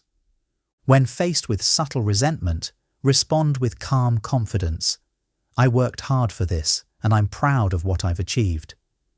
If their behavior becomes a pattern, consider addressing it more openly. "Your comments sometimes feel dismissive. Can we talk about this?"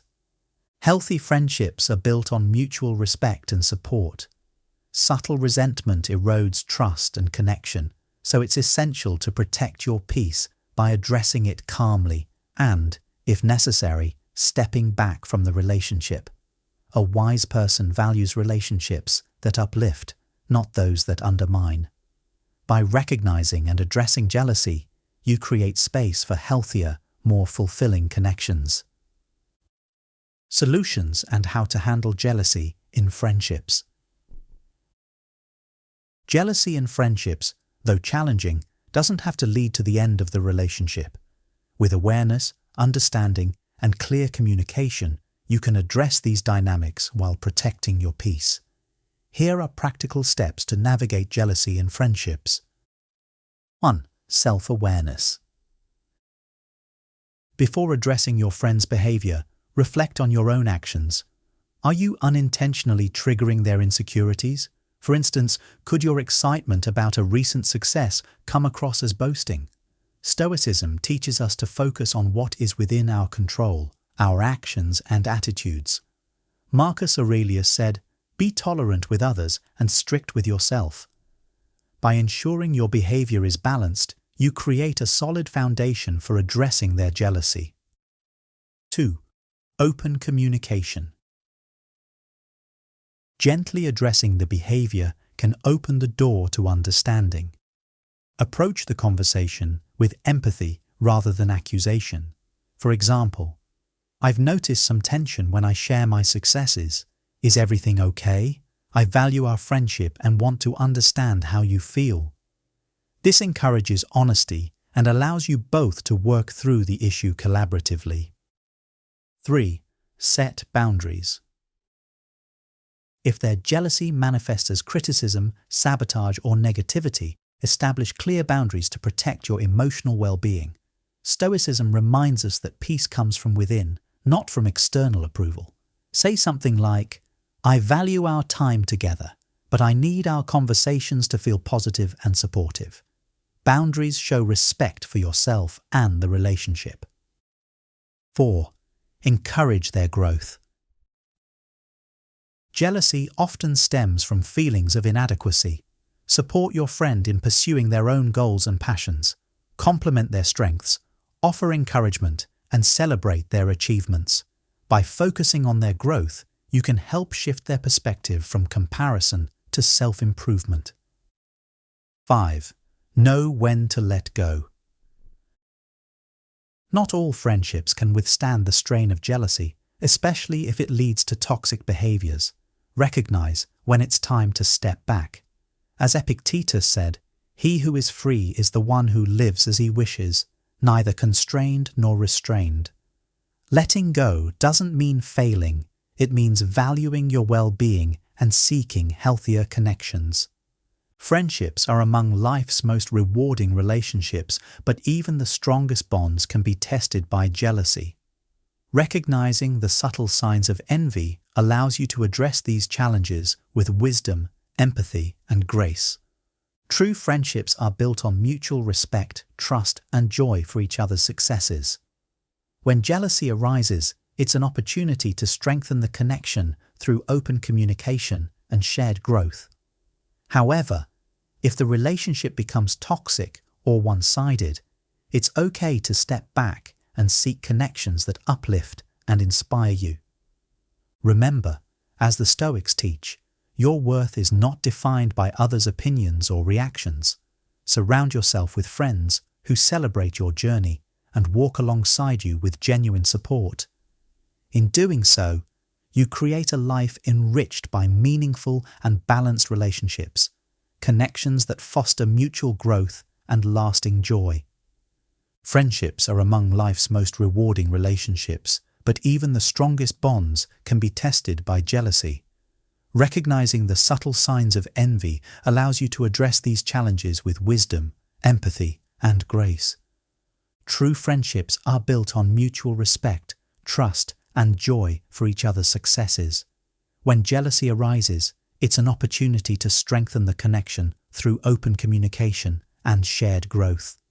However, if the relationship becomes toxic or one-sided, it's okay to step back and seek connections that uplift and inspire you. Remember, as the Stoics teach, your worth is not defined by others' opinions or reactions. Surround yourself with friends who celebrate your journey and walk alongside you with genuine support.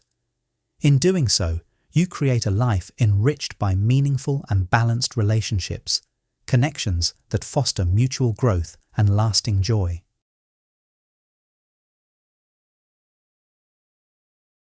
Here are 5 Stoic rules to help you emotionally detach from someone, whether it's a toxic relationship, unrequited love, or a painful friendship. These timeless principles will help you find clarity and regain control of your emotions. Emotional detachment doesn't mean you stop caring.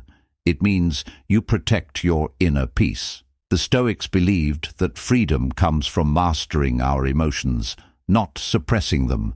Imagine being able to let go of someone's hold on you without resentment, finding strength in acceptance and self-reliance. These 5 rules will show you how. In this video, we'll uncover actionable Stoic techniques that are as relevant today as they were in ancient times. Stay tuned until the end, and you'll learn how to turn emotional pain into a stepping stone for growth and resilience. Let's dive in. 1. Focus on what you can control. The first rule is foundational to Stoicism. Focus only on what is within your control. You cannot change someone's feelings, actions, or decisions, but you can control your own thoughts, reactions, and choices. Instead of ruminating over why someone treated you a certain way or wishing they were different, shift your focus inward. For example, if someone ends a relationship, resist the urge to change their mind or dwell on their motives. Instead, redirect that energy toward your growth, whether it's building new skills, strengthening friendships, or exploring personal passions. By detaching from the uncontrollable, you free yourself from unnecessary emotional turmoil. 2. Practice negative visualization. The Stoics practiced a technique called premeditatio malorum, or negative visualization. This involves imagining the worst-case scenario to prepare your mind for acceptance. If you're struggling to detach from someone, envision a life where they are no longer part of your world. While this may seem painful at first, it helps you accept reality instead of resisting it. By mentally preparing yourself for loss, you build emotional resilience. Over time, this exercise allows you to view detachment not as a tragedy, but as an opportunity for growth and freedom. 3. Embrace the impermanence of relationships. Stoicism teaches that everything in life is fleeting, including relationships. When you accept that nothing is permanent, you stop clinging to the idea that someone must stay in your life forever. Detachment becomes easier when you view relationships as part of a natural ebb and flow.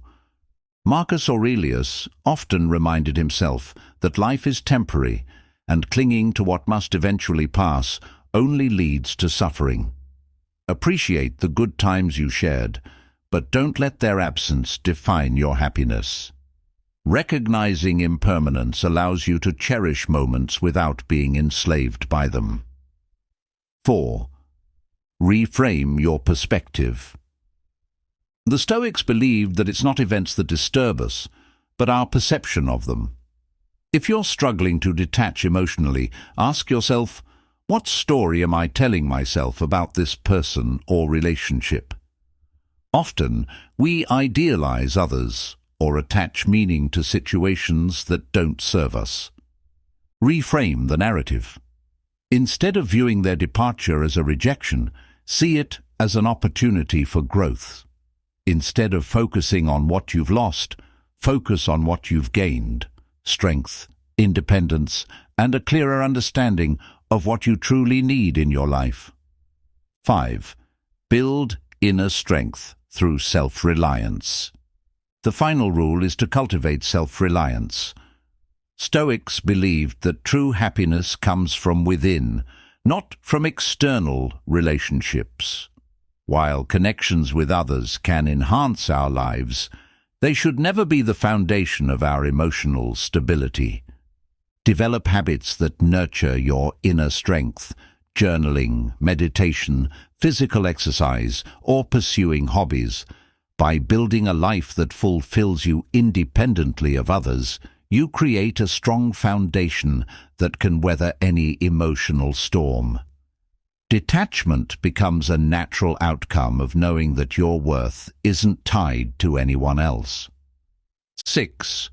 Observe without attachment. The Stoics taught the value of observing situations and people objectively, without attaching emotions to them. Detachment often starts with shifting your perspective from being deeply involved to being a calm observer. This doesn't mean you stop caring, but that you view the situation with clarity and neutrality. For instance, if you're struggling with a breakup, focus on observing your feelings without judgment. Instead of saying, "I can't live without them," try, "I feel sadness, but this is temporary." By creating this mental distance, you gain the ability to respond thoughtfully instead of reacting impulsively. Observation without attachment frees you from the emotional entanglements that make detachment difficult. It's a skill that, with practice, can transform how you navigate all relationships. 7. Limit your exposure. Stoics believed in avoiding unnecessary pain. If seeing or interacting with someone makes emotional detachment harder, it's wise to limit your exposure. This isn't avoidance. It's a strategy to create space for healing and regaining emotional equilibrium.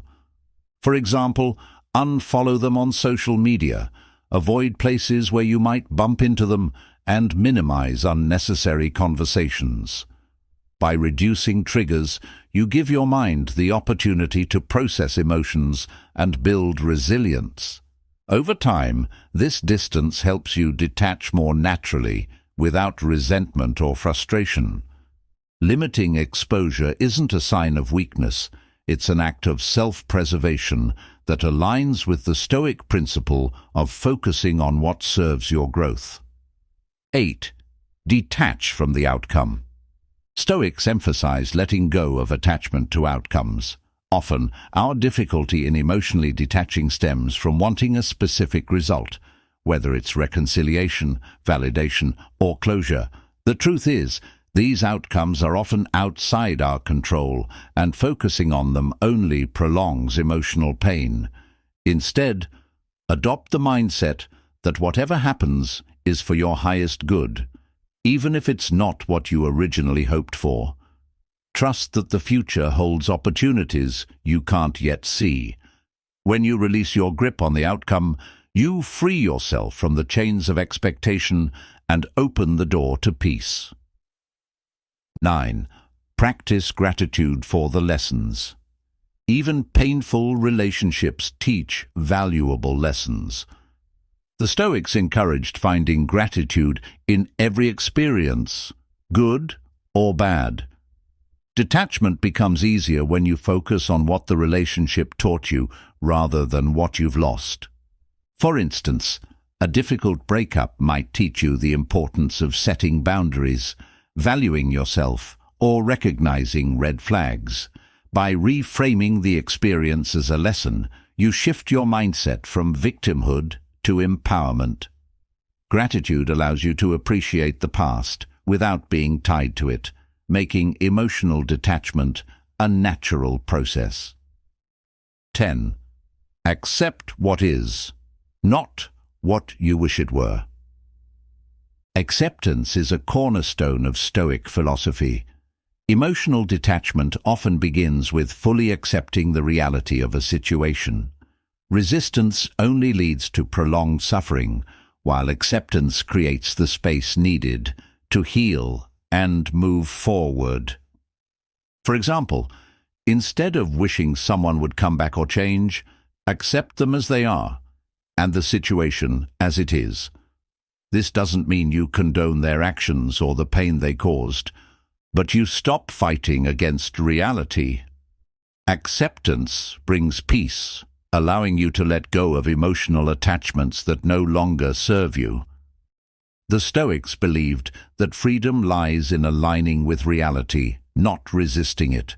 By practicing acceptance, you can emotionally detach with grace and find the strength to move forward. Detaching emotionally from someone isn't about shutting yourself off. It's about freeing yourself to live with peace and purpose. By focusing on what you can control, practicing acceptance and building inner strength, you can transform emotional pain into personal power. Which of these Stoic rules resonates with you the most? Share your thoughts in the comments below. Don't forget to like this video, subscribe for more wisdom on resilience and self-mastery, and share this with someone who might need it. Thank you for watching, and we'll see you in the next one.